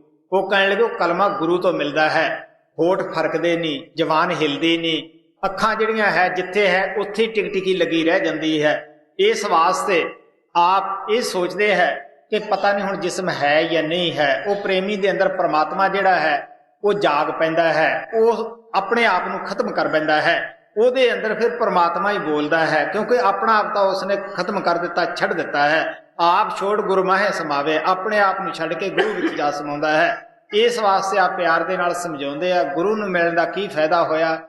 ਉਸਨੇ ਸਾਨੂੰ ਉਹ ਨਾਮ ਦਿੱਤਾ ਜੋ ਸੱਚਖੰਡ ਤੋਂ ਉੱਠਦਾ ਹੈ ਔਰ ਸਾਡੇ ਮੱਥੇ ਦੇ ਪਿੱਛੇ ਧੁਨਕਾਰਾਂ ਦਿੰਦਾ ਹੈ, ਜਿਸ ਨੂੰ ਗੁਰੂ ਨਾਨਕ ਦੇਵ ਜੀ ਮਹਾਰਾਜ ਰੱਬੀ ਬਾਣੀ, ਧੁਰ ਕੇ ਬਾਣੀ, ਸੱਚੀ ਬਾਣੀ ਕਰਕੇ ਬਿਆਨ ਕਰਦੇ ਹੈ। ਔਰ ਇਸੇ ਤਰ੍ਹਾਂ ਮੁਸਲਮਾਨ ਫਕੀਰ ਉਸ ਨੂੰ ਕਲਮਾ ਬਾਂਗੇ ਅਸਮਾਨੀ ਕਿ ਅਸਮਾਨ ਚੋਂ ਆਵਾਜ਼ ਆ ਰਹੀ ਹੈ। ਹਿੰਦੂ ਮਹਾਤਮਾ ਉਸ ਨੂੰ ਆਕਾਸ਼ ਬਾਣੀ, ਰਾਮ ਨਾਮ, ਰਾਮ ਧੁਨ ਕਰਕੇ ਬਿਆਨ ਕਰਦੇ ਹੈ। ਸੋ ਮਹਾਤਮਾ ਦਾ ਲਫ਼ਜ਼ਾਂ ਦੇ ਨਾਲ ਕੋਈ ਵੀ ਵਹਿਸ ਵਾਸਾ ਨਹੀਂ ਮਹਾਤਮਾ ਕਰਦੇਗੇ। ਉਹ ਤਾਂ ਸਾਨੂੰ ਅਸਲੀਅਤ ਸਮਝਾਉਂਦੇ ਆ ਕਿ ਮੁਕਤੀ ਜੋ ਹੈ ਉਹ ਸ਼ਬਦ ਨਾਮ ਦੇ ਵਿੱਚ ਹੈ, ਔਰ ਉਹ ਸ਼ਬਦ ਲਿਖਣ ਪੜ੍ਹਨ ਬੋਲਣ ਵਾਲਾ ਨਹੀਂਗਾ। ਉਹ ਤਾਂ ਪਰਮਾਤਮਾ ਦੀ ਆਵਾਜ਼ ਹੈ ਜੋ ਸਾਡੇ ਸਭ ਦੇ ਅੰਦਰ ਹੀ ਪਰਮਾਤਮਾ ਨੇ ਰੱਖੀ ਹੋਈ ਹੈ। ਉਹ ਪਰਮਾਤਮਾ ਜੋਤ ਰੂਪ ਨਾਦ ਰੂਪ ਹੋ ਕੇ ਹਰ ਇੱਕ ਦੇ ਅੰਦਰ ਵਿਰਾਜਮਾਨ ਹੈ, ਜਿਸ ਦਾ ਗੁਰੂ ਨਾਨਕ ਸਾਹਿਬ ਜ਼ਿਕਰ ਕਰਦੇ ਹੈ, ਅੰਤਰ ਜੋਤ ਨਿਰੰਤਰ ਬਾਣੀ। ਤੁਹਾਡੇ ਸਭ ਦੇ ਅੰਦਰ ਇੱਥੇ ਜੋਤ ਜਗ ਰਹੀ ਹੈ ਔਰ ਉਹ ਜੋਤ ਦੇ ਅੰਦਰ ਆਵਾਜ਼ ਪੈਦਾ ਹੋ ਰਹੀ ਹੈ, ਜਿਸ ਨੂੰ ਗੁਰੂ ਨਾਨਕ ਸਾਹਿਬ ਬਾਣੀ ਕਰਕੇ ਬਿਆਨ ਕਰਦੇ ਹੈ। ਉਸੇ ਨੂੰ ਗੁਰੂ ਨਾਨਕ ਸਾਹਿਬ ਕਹਿੰਦੇ, ਆਵੋ ਸਿੱਖ ਸਤਿਗੁਰੂ ਕੇ ਪਿਆਰਿਓ, ਗਾਵੋ ਸੱਚੀ ਬਾਣੀ। ਬਾਣੀ ਤਾਂ ਗਾਵੋ ਗੁਰੂ ਕੇਰੀ, ਬਾਣੀਆਂ ਸਿਰ ਬਾਣੀ, ਜਿਹੜੀ ਇਸ ਬਾਣੀ ਦੇ ਉੱਪਰ ਬਾਣੀ ਹੈ। ਕਿਉਂਕਿ ਇਹ ਬਾਣੀ ਜਿਹੜੀ ਹੈ ਜਿਸ ਨੂੰ ਆਪਾਂ ਪੜ੍ਹਨ ਲੱਗੇ ਪਏ ਹਾਂ, ਇਹ ਬਾਣੀ ਉਸ ਬਾਣੀ ਦੀ ਦੱਸ ਪਾਉਂਦੀ ਹੈ। ਉਸ ਬਾਣੀ ਨੂੰ ਪੜ੍ਹਨ ਦਾ, ਪਕੜਨ ਦਾ ਆਪਣੇ ਅੰਦਰ ਸ਼ੌਕ ਪੈਦਾ ਕਰਦੀ ਹੈ। ਉਹ ਬਾਣੀ ਸਾਡੀ ਮੰਜ਼ਿਲ ਹੈ, ਇਹ ਸਾਡੀ ਸੜਕ ਹੈ ਕਿ ਇਸ ਬਾਣੀ ਨੂੰ ਅਸੀਂ ਸੋਚ ਸਮਝ ਕੇ ਪੜ੍ਹ ਕੇ ਹੀ ਉਸ ਬਾਣੀ ਨੂੰ ਅਸੀਂ ਜਾ ਕੇ ਫੜ ਸਕਦੇ ਹਾਂ। ਉਹ ਬਾਣੀ ਲਿਖਣ ਪੜ੍ਹਨ ਬੋਲਣ ਵਿੱਚ ਨਹੀਂ ਆਉਂਦੀਗੀ। ਗੁਰੂ ਨਾਨਕ ਸਾਹਿਬ ਨੇ ਜਗ੍ਹਾ ਜਗ੍ਹਾ ਲਿਖਿਆ ਹੈ, ਘਟ ਅੰਤਰੇ ਸੱਚੀ ਬਾਣੀ। ਉਹ ਤੁਹਾਡੇ ਸਾਰਿਆਂ ਦੇ ਘਟ ਦੇ ਅੰਦਰ ਸਮਾਈ ਹੋਈ ਹੈ। ਇਸ ਵਾਸਤੇ ਆਪ ਕਹਿੰਦੇ, ਪੂਰੇ ਗੁਰ ਕੀ ਬਾਣੀ ਸਭ ਮਹਿ ਸਮਾਣੀ, ਆਪ ਸੁਣੀ ਤਾਂ ਆਪ ਵਖਾਣੀ। ਉਹ ਬਾਣੀ ਦਾ ਜਿਹੜੇ ਮਹਾਤਮਾ ਜ਼ਿਕਰ ਕਰਦੇ ਆ, ਉਹ ਖੁਦ ਉਸ ਬਾਣੀ ਨੂੰ ਦਿਨ ਰਾਤ ਸੁਣ ਲੱਗੇ ਪਏ ਹੈ ਔਰ ਸਾਨੂੰ ਵੀ ਉਸ ਬਾਣੀ ਨੂੰ ਸੁਣਨ ਵਾਸਤੇ ਉਪਦੇਸ਼ ਕਰਦੇ ਹੈ। ਉਸ ਨੂੰ ਕਿਸੇ ਮਹਾਤਮਾ ਨੇ ਸ਼ਬਦ ਕਹਿਤਾ, ਕਿਸੇ ਨੇ ਨਾਮ ਕਹਿਤਾ, ਕਿਸੇ ਨੇ ਰੱਬੀ ਬਾਣੀ ਜਾਂ ਕਲਮਾ ਕਹਿ ਦਿੱਤਾ। ਇਸ ਵਾਸਤੇ ਸਵਾਲ ਤਾਂ ਉਹ ਚੀਜ਼ ਦਾ ਹੈ। ਮਹਾਰਾਜ ਸਾਵਣ ਸਿੰਘ ਕਹਿੰਦੇ ਹੁੰਦੇ ਸੀਗੇ, ਕੋਈ ਲੱਠ ਕਹਿ ਦਿੰਦਾ ਹੈ, ਕੋਈ ਡੰਡਾ ਕਹਿ ਦਿੰਦਾ ਹੈ, ਚੀਜ਼ ਕੋਈ ਹੈ। ਇਸ ਵਾਸਤੇ ਆਪ ਪਿਆਰ ਨਾਲ ਸਮਝਾਉਂਦੇ ਆ, ਗੁਰੂ ਦੇ ਮਿਲਣ ਦਾ ਇਹ ਫਾਇਦਾ ਹੋਇਆ, ਸਾਨੂੰ ਉਹ ਨਾਮ ਮਿਲ ਗਿਆ ਜਿਹਦੇ ਨਾਲ ਅਸੀਂ ਮਾਲਕ ਦੇ ਦਰਬਾਰ ਪਹੁੰਚ ਜਾਂਦੇ ਹਾਂ ਜੀ। ਸਹੀ ਨਾਮ ਪਾਇਆ ਸਤਿਗੁਰ ਸੇ, ਬਿਨ ਸਤਿਗੁਰ ਸਭ ਜੀਵ ਬਹੇ। ਜੀਵ ਪੜੇ 84 ਭਰਮੇ, ਖਾਨ ਪਾਨ ਮਦ ਮਾਨ ਲਏ। ਹੁਣ ਸਵਾਮੀ ਜੀ ਮਹਾਰਾਜ ਪਹਿਲਾਂ ਸਾਨੂੰ ਗੁਰੂ ਦੇ ਮੁਤਲਕ, ਗੁਰੂ ਮਤ ਦੇ ਮੁਤਲਕ ਸਮਝਾਇਆ ਹੈ।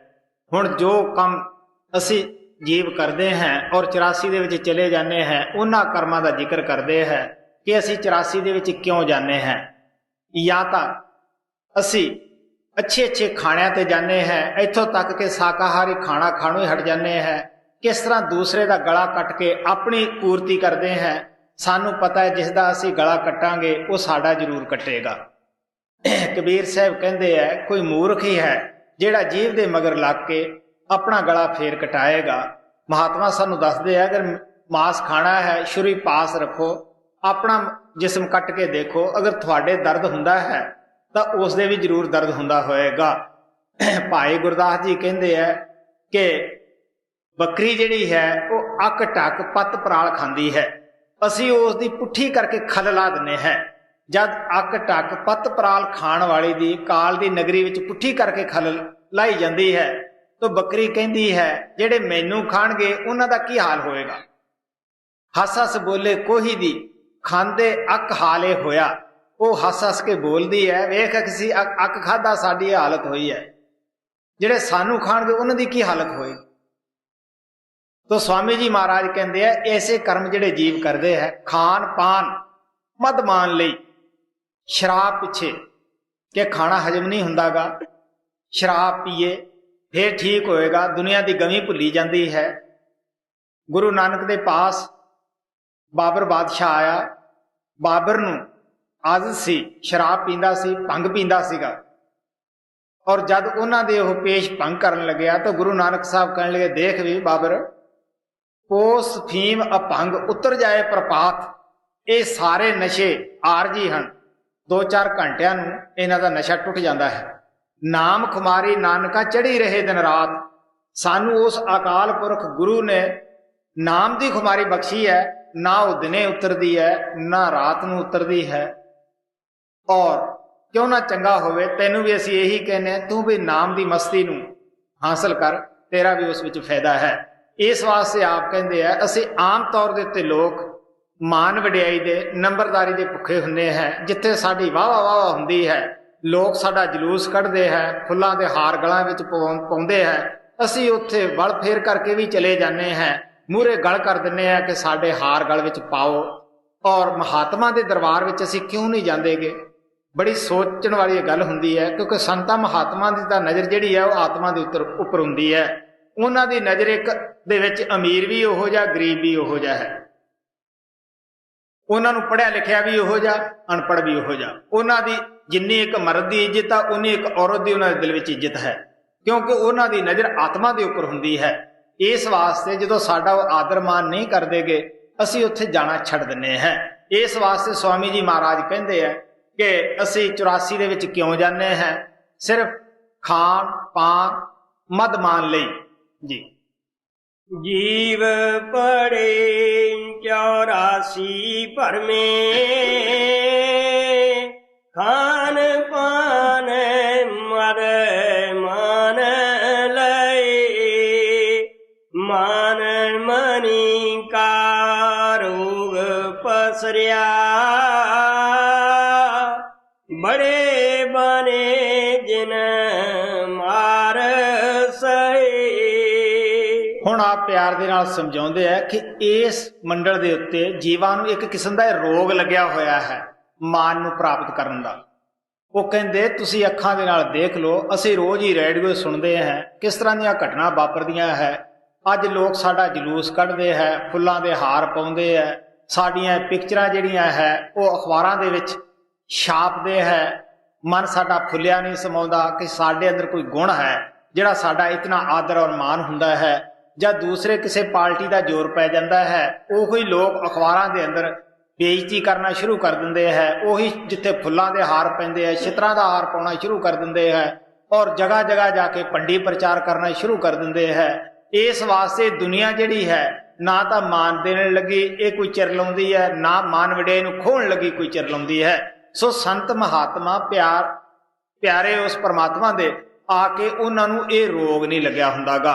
ਸਾਡੇ ਸਤਿਗੁਰੂ ਮਹਾਰਾਜ ਜੀ ਕਿਰਪਾਲ ਜਿਸ ਵੇਲੇ ਗੰਗਾ ਨਗਰ ਗਏ, ਉਸ ਟਾਈਮ ਦੇ ਉੱਤੇ ਕਿਉਂਕਿ ਮੇਰਾ ਉੱਥੇ ਅੱਛਾ ਲੋਕਾਂ ਦੇ ਨਾਲ ਮੇਲ ਜੋਲ ਸੀਗਾ, ਸਭ ਨੂੰ ਪਤਾ ਲੱਗਿਆ ਅਫਸਰਾਂ ਨੂੰ ਕਿ ਸੰਤ ਜੀ ਦਾ ਗੁਰੂ ਆਇਆ ਹੈ, ਆਪਾਂ ਵੀ ਚੱਲੀਏ ਆਦਰ ਮਾਨ ਕਰੀਏ। ਉਹ ਕੁਝ ਲੋਕ ਹਾਰ ਲੈ ਕੇ ਆਏ। ਮਹਾਰਾਜ ਜੀ ਉੱਠੇ ਆਪਣੀ ਕੁਰਸੀ ਦੇ ਉੱਤੋਂ, ਉਹਨਾਂ ਨੇ ਉਹਨਾਂ ਦਾ ਫੁੱਲ ਤੋੜ ਕੇ ਉਹਨਾਂ ਦੇ ਉੱਤੇ ਫੁੱਲ ਸਿੱਟ ਦਿੱਤੇ, ਉਹਨਾਂ ਤੋਂ ਹਾਰ ਫੜ ਕੇ ਉਹਨਾਂ ਦੇ ਗਲ ਵਿੱਚ ਪਾ ਦਿੱਤੇ। ਕਹਿਣ ਲੱਗੇ ਦੇਖੋ ਬਈ ਤੁਸੀਂ ਮੇਰਾ ਆਦਰ ਕਰਨ ਆਏ ਹੋ ਨਾ, ਮਾਨ ਕਰਨ ਆਏ ਹੋ, ਤੇ ਮੇਰਾ ਵੀ ਫਰਜ਼ ਬਣਦਾ ਹੈ ਕਿ ਮੈਂ ਤੁਹਾਡਾ ਆਦਰ ਮਾਨ ਕਰਾਂ। ਕਿਉਂਕਿ ਸੰਤ ਮਹਾਤਮਾ ਇੱਥੋਂ ਦੇ ਮਾਨ ਵਡਿਆਈ ਨੂੰ ਉਹ ਕੌਡੀ ਤੇ ਖਰੀਦਣ ਵਾਸਤੇ ਵੀ ਤਿਆਰ ਨਹੀਂ ਹੁੰਦੇਗੇ। ਉਹਨਾਂ ਨੂੰ ਪਤਾ ਹੈ, ਗੁਰੂ ਨਾਨਕ ਸਾਹਿਬ ਕਹਿੰਦੇ ਲੋਗਨ ਕੀ ਵਡਿਆਈਆਂ ਬਸ ਸੰਤਰ ਜਾਲੋ। ਉਹ ਕਹਿੰਦੇ ਕਿ ਇਸ ਦੀਆਂ ਵਡਿਆਈਆਂ ਜਿਹੜੀਆਂ ਦੁਨੀਆਦਾਰਾਂ ਦੀਆਂ ਹੈ ਇਹਨਾਂ ਨੂੰ ਅੱਗ ਦੇ ਵਿੱਚ ਫੈਂਕ ਦਿਓ, ਇਹਨਾਂ ਨੇ ਤੁਹਾਡੇ ਨਾਲ ਨਹੀਂ ਜਾਣਾ। ਬਲਕਿ ਜਦੋਂ ਸਾਡੀਆਂ ਲੋਕ ਵਾਹ ਵਾਹ ਵਾਹ ਕਰਦੇ ਆ, ਮਨ ਅੰਦਰ ਹੰਕਾਰ ਆ ਜਾਂਦਾ ਹੈ, ਹੰਕਾਰਿਆ ਸੋ ਮਾਰਿਆ। ਇਸ ਵਾਸਤੇ ਆ ਪਿਆਰ ਦੇ ਨਾਲ ਸਮਝਾਉਂਦੇ ਹੈ ਕਿ ਬੜੇ ਬੜੇ ਤਨਮਾਰ ਸਹੀ। ਜੋ ਆਦਮੀ ਅਸੀਂ ਦੇਖੀ ਜਾਂਦੇ ਹਕੂਮਤਾਂ ਦੀ ਕੀ ਹਾਲਤ ਹੁੰਦੀ ਹੈ, ਕਿਸ ਤਰ੍ਹਾਂ ਦੂਸਰੀ ਪਾਰਟੀ ਦਾ ਜ਼ੋਰ ਪੈ ਜਾਂਦਾ ਹੈ, ਉਹਨਾਂ ਵਿਚਾਰਿਆਂ ਨੂੰ ਗੋਲੀਆਂ ਦੇ ਨਿਸ਼ਾਨਾ ਤੱਕ ਵੀ ਬਣਨਾ ਪੈਂਦਾ ਹੈ। ਕਿਉਂ ਬਈ? ਕਿ ਉਹ ਰੋਗ ਲੱਗਿਆ ਸੀਗਾ, ਆਖਰ ਉਹਨਾਂ ਨੇ ਰੋਗ ਨੇ ਉਹਨਾਂ ਦੀ ਜਾਨ ਲੈ ਲਈ। ਸੋ ਮਹਾਤਮਾ ਸਾਨੂੰ ਪਿਆਰ ਦੇ ਨਾਲ ਸਮਝਾਉਂਦੇ ਹੈ ਕਿ ਇਹ ਸਾਡਾ ਇਸ ਮੰਡਲ ਦਾ ਰੋਗ ਹੈ। ਔਰ ਸੰਤ ਮਹਾਤਮਾ ਸਾਨੂੰ ਦੱਸਦੇ ਹੈ ਕਿ ਨਾ ਤਾਂ ਇੱਥੋਂ ਦੀ ਨਿੰਦਿਆ ਨਾਲ ਜਾਣੀ ਹੈ, ਨਾ ਇੱਥੋਂ ਦੀ ਵਡਿਆਈ ਨਾਲ ਜਾਣੀ ਹੈ। ਵਡਿਆਈ ਉਸ ਪਰਮਾਤਮਾ ਦੀ ਹਾਸਲ ਕਰੋ ਜਿਹੜਾ ਤੁਹਾਨੂੰ ਦੇ ਕੇ ਮੁੜ ਕੇ ਖੋਵੇ ਨਾ ਜੀ। ਮਨ ਮਨੀ ਕਾ ਰੋਗ ਪਸਰਿਆ, ਬੜੇ ਬਨੇ ਜਿਨ ਮਾਰ ਸਹੇ। ਛੋਟਾ ਰਹੇ ਚਿਤ ਸੇ ਅੰਤਰ, ਸ਼ਬਦ ਮਾਏ ਤਬ ਸੁਰਤ ਗਏ। ਮਹਾਰਾਜ ਕਿਰਪਾਲ 25 ਸਾਲ ਉਪਦੇਸ਼ ਕਰਦੇ ਰਹੇ ਕਿ ਤੁਸੀਂ ਦੀਨਤਾ ਅਖਤਿਆਰ ਕਰੋ, ਕਿਉਂਕਿ ਪਰਮਾਤਮਾ ਨੂੰ ਦੀਨਤਾ ਪਿਆਰੀ ਹੈ। ਉਹ ਸਭ ਚੀਜ਼ਾਂ ਦਾ ਮਾਲਕ ਹੈ, ਕਿਹਦੇ ਅੱਗੇ ਦੀਨ ਹੋਵੇ। ਇਸ ਵਾਸਤੇ ਜਿਹਨੇ ਉਸ ਦੇ ਦਰਬਾਰ ਜਾਣਾ ਹੈ ਉਹਨੂੰ ਦੀਨਤਾ ਲੈ ਕੇ ਜਾਣਾ ਚਾਹੀਦਾ ਹੈ। ਕਬੀਰ ਸਾਹਿਬ ਕਹਿੰਦੇ ਆ ਕਿ ਪਰਮਾਤਮਾ ਦਾ ਜੋ ਰਸਤਾ ਹੈ ਉਹ ਵਾਲ ਤੋਂ 10ਵਾਂ ਹਿੱਸਾ ਹੈ। ਮਨ ਸਾਡਾ ਹਾਥੀ ਬਣਿਆ ਹੋਇਆ ਹੈ, ਉਹ ਵਾਲ ਦੇ ਸਰਾਖ ਵੀ ਦੀ ਕਿਸ ਤਰ੍ਹਾਂ ਲੰਘੇ। ਇਸ ਵਾਸਤੇ ਆ ਪਿਆਰ ਦੇ ਨਾਲ ਸਮਝਾਉਂਦੇ ਹੈ ਛੋਟਾ ਰਹੇ ਚਿੱਤ ਸੇ ਅੰਤਰ, ਕਿ ਸਾਨੂੰ ਦਿਲ ਦੇ ਵਿੱਚ ਆਪਦੇ ਦੀਨਤਾ ਅਖਤਿਆਰ ਕਰਨੀ ਚਾਹੀਦੀ ਹੈ। ਤਾਂ ਹੀ ਸਾਡੀ ਸੁਰਤ ਜਿਹੜੀ ਹੈ, ਆਤਮਾ ਜਿਹੜੀ ਹੈ, ਉਹ ਸ਼ਬਦ ਦੇ ਨਾਲ ਜੁੜੇਗੀ ਔਰ ਪਰਮਾਤਮਾ ਆਪਣੇ ਘਰ ਵਿੱਚ ਬੂਹਾ ਖੋਲੇਗਾ। ਮਹਾਰਾਜ ਸਾਵਣ ਸਿੰਘ ਬੜੀ ਇੱਕ ਸੁੰਦਰ ਮਿਸਾਲ ਦੇ ਕੇ ਸਮਝਾਉਂਦੇ ਹੁੰਦੇ ਸੀਗੇ ਕਿ ਸੁਥਰਾ ਫਕੀਰ ਗੁਰੂ ਹਰਗੋਬਿੰਦ ਦੇ ਵਕਤ ਪੈਦਾ ਹੋਇਆ, ਗੁਰੂ ਗੋਬਿੰਦ ਤੱਕ ਹੋ ਰਿਹਾ, ਕਈ ਗੁਰੂਆਂ ਦੇ ਉਹਨੇ ਦਰਸ਼ਨ ਕੀਤੇ। ਉਹ ਬੜਾ ਹਾਸ ਰਸ ਦਾ ਫਕੀਰ ਸੀਗਾ। ਉਹਨੇ ਕਿਸੇ ਨੂੰ ਪੁੱਛਿਆ ਕਿ ਮਕਾਨ ਮਜ਼ਬੂਤ ਕਿਸ ਤਰ੍ਹਾਂ ਹੁੰਦਾ ਹੈ। ਉਹ ਕਹਿਣ ਲੱਗਿਆ ਕਿ ਮਕਾਨ ਦੇ ਅੰਦਰ ਅਗਰ ਥੰਮ ਲਾ ਦਈਏ ਤਾਂ ਮਕਾਨ ਮਜ਼ਬੂਤ ਹੋ ਜਾਂਦਾ ਹੈ। ਉਹ ਇੱਕ ਸਾਈਡ 'ਚ ਥੰਮ ਲਾਉਣ ਲੱਗਿਆ, ਸਾਰਾ ਮਕਾਨ ਹੀ ਥੰਮਾਂ ਦੇ ਨਾਲ ਭਰ ਦਿੱਤਾ। ਬਾਰਿਸ਼ ਹੋਈ, ਸਰਦੀ ਪੈ ਰਹੀ ਸੀ। ਕਿਸੇ ਆਦਮੀ ਨੇ ਕਿਹਾ ਕਿ ਤੂੰ ਬਾਹਰ ਖੜਾ ਹੈ, ਪਾਲੇ ਮਰ ਰਿਹਾ ਹੈ, ਤੂੰ ਅੰਦਰ ਹੋ ਜਾ। ਉਹ ਕਹਿਣ ਲੱਗਿਆ ਵੀ ਅੰਦਰ ਜਗ੍ਹਾ ਹੁੰਦੀ ਤਾਂ ਮੈਂ ਥੰਮ ਹੋਰ ਨਾ ਲਾ ਦਿੰਦਾ। ਇਹੀ ਹਾਲਤ ਸਾਡੀ ਹੈ। ਜਦੋਂ ਸਾਡਾ ਮੈਂ ਮੇਰੀ ਨਾਲ ਦੁਨੀਆ ਦੇ ਮਾਨ ਵਡਿਆਈ ਨਾਲ ਅੰਦਰ ਭਰਿਆ ਹੋਇਆ ਹੈ, ਉਹ ਪਰਮਾਤਮਾ ਕਿੱਥੇ ਆ ਕੇ ਬੈਠੇ। ਪਰਮਾਤਮਾ ਨੂੰ ਬਿਠਾਉਣਾ ਹੈ, ਉਹਦੇ ਵਾਸਤੇ ਜਗ੍ਹਾ ਤਾਂ ਬਣਾ ਕੇ ਦੇਖੋ ਤੁਸੀਂ, ਉਹ ਜ਼ਰੂਰ ਆਏਗਾ। ਜਗ੍ਹਾ ਬਣਾਓ। ਇਸ ਵਾਸਤੇ ਆਪ ਕਹਿੰਦੇ ਆ ਸਭ ਦਾ ਆਦਰ ਦਿਲ ਦੇ ਵਿੱਚ ਰੱਖੋ। ਮੁਹੰਮਦ ਸਾਹਿਬ ਦੀ ਹਿਸਟਰੀ ਦੇ ਵਿੱਚ ਆਉਂਦਾ ਹੈ ਕਿ ਉਹਨੂੰ ਸਾਰੀ ਜ਼ਿੰਦਗੀ ਕੋਈ ਆਦਮੀ ਸਲਾਮ ਨਹੀਂ ਪਹਿਲਾਂ ਬੋਲ ਸਕਿਆ ਸੀਗਾ ਔਰ ਉਹ ਸਭ ਨੂੰ ਪਹਿਲਾਂ ਬੋਲ ਦਿੰਦੇ ਸੀਗੇ। ਇਸੇ ਤਰ੍ਹਾਂ ਸੰਤ ਮਹਾਤਮਾ ਹਮੇਸ਼ਾ ਸਾਡੇ ਅੱਗੇ ਨਿਉਂਦੇ ਕਿਉਂ ਹੈ? ਉਹ ਸਾਨੂੰ ਸਮਝਾਉਣ ਵਾਸਤੇ। ਹਾਲਾਂਕਿ ਉਹ ਕੁੱਲ ਮਾਲਕ ਹੁੰਦੇ ਹੈ, ਹਰ ਵਸਤੂ ਦੇ ਮਾਲਕ ਹੈ। ਪਰਮਾਤਮਾ ਉਹਨਾਂ ਦੇ ਪਿਆਰ ਵਿੱਚ ਉਹਨਾਂ ਦੇ ਵਸ ਹੋਇਆ ਹੁੰਦਾ ਹੈ, ਲੇਕਿਨ ਸਾਡੇ ਜੀਵਾਂ ਨੂੰ ਸਿਰਫ ਸਮਝਾਉਣ ਵਾਸਤੇ ਕਿ ਇਹ ਵੀ ਨਿਮਰਤਾ ਅਖਤਿਆਰ ਕਰ ਲੈਣ, ਦੀਨਤਾ ਅਖਤਿਆਰ ਕਰ ਲੈਣ ਜੀ। ਛੋਟਾ ਰਹੇ ਚਿਤ ਸੇ ਅੰਤਰ, ਸ਼ਬਦ ਮਾਏ ਤਵ ਸੁਰਤ ਗਏ। ਸ਼ਬਦ ਬਿਨਾ ਸਾਰਾ ਜਗ ਅੰਧਾ, ਬਿਨ ਸਤ ਗੁਰ ਸਭ ਪਰਮ ਮਏ। स्वामी जी महाराज कहते अगर एक कंधा होवे तो असीं उहदा नाम लै दईए, एक समाज होवे उहदा भी नाम लै दईए। कहते सारी दुनिया ही उस शब्द नाम तो अंधी है। तुलसी साहब भी कहते है घट में सूझत नाही लानत ऐसी जिंद, तुलसी या संसार को पिया मोतिया बिंद। गुरु नानक साहब कहते हैं अंधे से ना आखिए जिन मुख लोएण नाहे, अंधे से ही नानका जो खसमों कुत्थे जाहे जी। शब्द बिना सारा जग अंधा, ਬਿਨ ਸਤਿਗੁਰ ਸਭ ਪਰਮ ਮਈ ਸ਼ਬਦ ਭੇਦ ਔਰ ਸ਼ਬਦ ਕਮਾਈ ਜਿਨ ਜਿਨ ਕੀਨੀ ਸਾਰ ਲਈ। ਸੰਤ ਇਹ ਸਾਨੂੰ ਵਿਸ਼ਵਾਸ ਨਹੀਂ ਦਿਵਾਉਂਦੇਗੇ ਕਿ ਤੁਸੀਂ ਮਰਿਆਂ ਪਿੱਛੋਂ ਪ੍ਰਮਾਤਮਾ ਨੂੰ ਮਿਲੋਗੇ ਜਾਂ ਮਰਿਆਂ ਪਿੱਛੋਂ ਜਿਸਮ ਦੇ ਅੰਦਰ ਦਾਖਲ ਹੋਵੋਗੇ।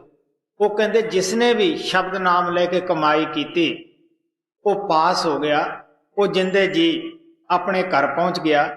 ਕਿਉਂਕਿ ਸੰਤ ਮਹਾਤਮਾ ਤਾਂ ਵੱਧ ਤੋਂ ਵੱਧ ਕੋਸ਼ਿਸ਼ ਕਰਦੇ ਆ ਕਿ ਸਾਡੇ ਜੀਵਨ ਕਾਲ ਵਿੱਚ ਹੀ ਇਹਨਾਂ ਦਾ ਕੰਮ ਬਣ ਜਾਵੇ। ਉਹ ਆਧਾਰ ਨਹੀਂ ਕਰਦੇਗੇ ਔਰ ਨਾ ਸਾਡੇ ਅੰਦਰੋਂ ਆਲਸ ਸੁਸਤੀ ਪੈਦਾ ਕਰਦੇ ਹੈ। ਮੈਂ ਕਹਿਣਾ ਹੁੰਦਾ ਕਿ ਸਤਿਗੁਰਾਂ ਨੇ ਨਾਮ ਜਪਣ ਵਾਸਤੇ ਦਿੱਤਾ, ਰੱਖਣ ਵਾਸਤੇ ਨਹੀਂ ਦਿੱਤਾਗਾ।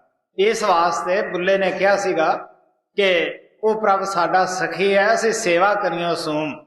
ਉਹ ਦੇਣੇ ਵਾਲਾ ਤਾਂ ਸਖੀ ਹੈ, ਬੂਹਾ ਖੋਲਣੇ ਵਾਲਾ ਸਖੀ ਹੈ, ਲੇਕਿਨ ਅਸੀਂ ਭਜਨ ਕਰਨ ਕਰੀਓ ਸੂਮ ਹੋਏ ਬੈਠੇ हैं।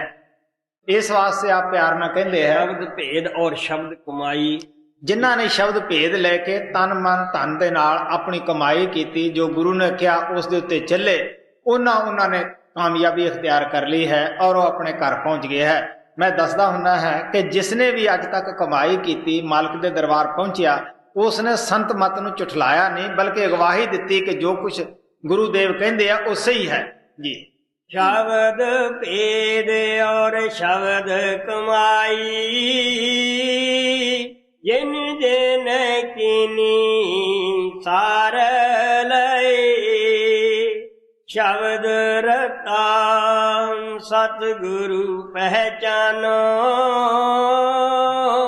ਹਮ ਇਹ ਪੂਰਾ ਪਤਾ ਦਏ। ਹੁਣ ਆਪ ਪਿਆਰ ਦੇ ਨਾਲ ਕਹਿੰਦੇ ਹੈ ਕਿ ਗੁਰੂ ਜੋ ਸ਼ਬਦ ਸਰੂਪੀ ਸ਼ਬਦ ਅਭਿਆਸੀ ਹੈ। ਮੈਂ ਦੱਸਦਾ ਹੁੰਦਾ ਕਿਸੇ ਸੰਤ ਕੋਲੇ ਜਾਣ ਤੋਂ ਪਹਿਲਾਂ ਸਭ ਤੋਂ ਪਹਿਲਾਂ ਅਸੀਂ ਦੇਖਣਾ ਹੈ ਕਿ ਉਸਨੇ 10-20 ਸਾਲ ਕੋਈ ਕਮਾਈ ਕੀਤੀ ਹੈ, ਕੋਈ ਕੁਰਬਾਨੀ ਕੀਤੀ ਹੈ। ਮਹਾਰਾਜ ਸਾਵਣ ਸਿੰਘ ਦਾ ਜੀਵਨ ਪੜ੍ਹ ਕੇ ਦੇਖੋ, ਕਈ ਦਿਨ ਅੰਦਰੋਂ ਨਹੀਂ ਨਿਕਲਦੇ ਸਨ, ਕਿਸ ਤਰ੍ਹਾਂ ਉਹ ਰਾਤ ਨੂੰ ਖੜ ਕੇ ਅਭਿਆਸ ਕਰਦੇ ਸਨ। ਬਾਬਾ ਜੈਮਲ ਸਿੰਘ ਦਾ ਤੁਸੀਂ ਅਭਿਆਸ ਦੀ ਸ਼ੀ ਪੜ੍ਹੀ ਹੈ ਕਿ ਕਿੰਨਾ ਉਹ ਅਭਿਆਸ ਕਰਦੇ ਹੁੰਦੇ ਸਨ। ਇਸੇ ਤਰ੍ਹਾਂ ਮਹਾਰਾਜ ਕਿਰਪਾਲ ਗੂੰਗੇ ਪਹਿਲਵਾਨ ਦੀ ਮਿਸਾਲ ਦਿੰਦੇ ਹੁੰਦੇ ਸਨ ਕਿ ਉਹ ਹਿੰਦੁਸਤਾਨ 'ਚ ਕਿਉਂ ਮਸ਼ਹੂਰ ਹੋਇਆ। ਉਹ ਰਾਤ ਨੂੰ ਜਾ ਕੇ ਕਸਰਤ ਕਰਦਾ ਹੁੰਦਾ ਸੀਗਾ। ਇਸੇ ਤਰ੍ਹਾਂ ਉਹਨਾਂ ਨੇ ਕਿਤਨਾ ਸ਼ਬਦ ਨਾਮ ਦਾ ਅਭਿਆਸ ਕੀਤਾ। ਔਰ ਜਿਹੜੇ ਲੋਕ ਭਜਨ ਅਭਿਆਸ ਤਾਂ ਕਰਦੇ ਨਹੀਂਗੇ ਔਰ ਅਸੀਂ ਉਹਨਾਂ ਤੋਂ ਨਾਮ ਪ੍ਰਾਪਤ ਕਰਦੇ ਹਾਂ ਜਾਂ ਉਹ ਦਿੰਦੇ ਹੈ, ਤੁਸੀਂ ਸੋਚ ਕੇ ਦੇਖ ਲਓ, ਇਹ ਉਹਨਾਂ ਦਾ ਕਸੂਰ ਨਹੀਂ, ਇਹ ਸਾਡੀ ਤਹਿਕੀਕਾਤ ਦਾ ਕਸੂਰ ਹੁੰਦਾ ਹੈ। ਸਭ ਤੋਂ ਪਹਿਲਾਂ ਜਾਣ ਤੋਂ ਪਹਿਲਾਂ ਅਸੀਂ ਦੇਖਣਾ ਹੈ ਕਿ ਇਹਨੇ ਕਦੇ ਕਮਾਈ ਕੀਤੀ ਹੈ, ਰਾਤ ਜਾਗਿਆ, ਮਿਹਨਤ ਕੀਤੀ ਹੈ, ਕੋਈ ਕੁਰਬਾਨੀ ਵੀ ਕੀਤੀ ਆ ਕੇ ਸੰਤ ਮਤ ਦੇ ਵਿੱਚ। ਸਾਡੀ ਇਹ ਹਾਲਤ ਹੈ, ਗੁਰੂ ਨਾਨਕ ਸਾਹਿਬ ਕਹਿੰਦੇ ਚੂਹਾ ਖੱਡ ਨਾ ਮਾਵੇ ਤਿੱਕਲ ਬੱਧਾ ਛੱਜ। ਆਪ ਤਾਂ ਪਰਮਾਤਮਾ ਦੇ ਦਰਬਾਰ ਪਹੁੰਚੇ ਨਹੀਂ, ਆਪ ਦੇ ਮਨ ਨੂੰ ਸ਼ਾਂਤੀ ਨਹੀਂ, ਲੋਕਾਂ ਨੂੰ ਸ਼ਾਂਤੀ ਦਾ ਉਪਦੇਸ਼ ਦਿੰਦੇ ਹੈ, ਲੋਕਾਂ ਨੂੰ ਕਹਿੰਦੇ ਆ ਤੁਸੀਂ ਕੁਰਬਾਨੀ ਕਰੋ ਕਾਮਯਾਬ ਹੋ ਜਾਓਗੇ, ਲੇਕਿਨ ਕਦੇ ਆਪ ਦੇਖੀ ਆਪ ਤਾਂ ਅਸੀਂ ਕਿਸ ਤਰ੍ਹਾਂ ਲੜਦੇ ਫਿਰਦੇ ਆ, ਝਗੜਦੇ ਫਿਰਦੇ ਆ, ਇੱਕ ਦੂਜੇ ਦੀ ਨਿੰਦਿਆ ਕਰਦੇ ਫਿਰਦੇ ਆ, ਕਦੇ ਚੌਂਕੜੀ ਮਾਰ ਕੇ ਅਭਿਆਸ ਨਹੀਂ ਕੀਤਾਗਾ। ਇਸ ਵਾਸਤੇ ਮਹਾਤਮਾ ਪਿਆਰ ਨਾਲ ਕਹਿੰਦੇ ਹੈ ਕਿ ਅਸੀਂ ਤੁਹਾਨੂੰ ਇਹ ਪੂਰਾ ਪਤਾ ਦਿੰਦੇ ਹਾਂ ਕਿ ਤੁਸੀਂ ਸ਼ਬਦ ਰਤਾ ਸ਼ਬਦ ਦੇ ਵਿੱਚ ਜਜ਼ਬ ਹੋਇਆ ਮਹਾਤਮਾ ਨੂੰ ਪਕੜੋ, ਤਦ ਹੀ ਤੁਸੀਂ ਮਾਲਕ ਦੇ ਦਰਬਾਰ ਜਾ ਸਕਦੇ ਹੋ ਜੀ। ਸ਼ਬਦ ਰਤਾ ਸਤਿਗੁਰੂ ਪਹਿਚਾਨੋ ਹਮ ਇਹ ਪੂਰਾ ਪਤਾ ਦਏ। ਖੋਲੋ ਆਂਖ ਨਿਕਟ ਹੀ ਦੇਖੋ ਅਬ ਕਿਆ ਖੋਲੂ ਖੋਲ ਕੇ। ਹੁਣ ਆਪ ਕਹਿੰਦੇ ਆ ਐਸੇ ਮਹਾਤਮਾ ਦੇ ਕੋਲੇ ਅਸੀਂ ਜਾਂਦੇ ਆ, ਉਹ ਨਾਮ ਦਾ ਦੀਵਾ ਜਗਾ ਕੇ ਸਾਡੇ ਅੰਦਰ ਰੱਖ ਦਿੰਦੇ ਹੈ। ਕਹਿੰਦੇ ਅਭਿਆਸ ਕਰੋ, ਇਸ ਨੂੰ ਹੋਰ ਵਧਾਓ, ਤਰੱਕੀ ਕਰੋ। ਕਹਿੰਦੇ ਮੈਂ ਤੁਹਾਨੂੰ ਖੋਲ ਕੇ ਦੱਸ ਦਿੱਤਾ ਹੈ ਕਿ ਕਿਸ ਤਰ੍ਹਾਂ ਗੁਰੂ ਮਤ ਦੇ ਉੱਤੇ ਚੱਲਣਾ ਹੈ, ਕਿੱਥੋਂ ਗੁਰੂ ਮਤ ਸ਼ੁਰੂ ਹੁੰਦੀ ਹੈ, ਕਿਉਂ ਗੁਰੂ ਦੀ ਖੋਜ ਕਰਨੀ ਹੈ, ਕਿਉਂਕਿ ਗੁਰੂ ਤੋਂ ਬਗੈਰ ਅਸੀਂ ਪ੍ਰਮਾਤਮਾ ਦੇ ਦਰਬਾਰ ਜਾ ਹੀ ਨਹੀਂ ਸਕਦੇਗੇ। ਹਿੰਦੂ ਸ਼ਾਸਤਰਾਂ ਦੇ ਵਿੱਚ ਲਿਖਿਆ ਹੈ ਕਿ ਅਗਰ ਅਸੀਂ ਬਗੈਰ ਗੁਰੂ ਉਸ ਰਾਮ ਦੀ ਭਗਵਾਨ ਦੀ ਭਗਤੀ ਕਰਦੇ ਆ, ਉਹ ਰਾਮ ਵੀ ਅੱਗੋਂ ਠੁਕਰਾ ਦਿੰਦਾ ਹੈ। ਸੋ ਸਾਨੂੰ ਵੀ ਚਾਹੀਦਾ ਹੈ ਸੰਤਾਂ ਮਹਾਤਮਾ ਦੇ ਕਹਿਣ ਮੁਤਾਬਕ ਆਪਣੇ ਜੀਵਨ ਨੂੰ ਸਫਲ ਬਣਾਈਏ, ਇਸ ਮੌਕੇ ਤੋਂ ਫਾਇਦਾ ਉਠਾਈਏ।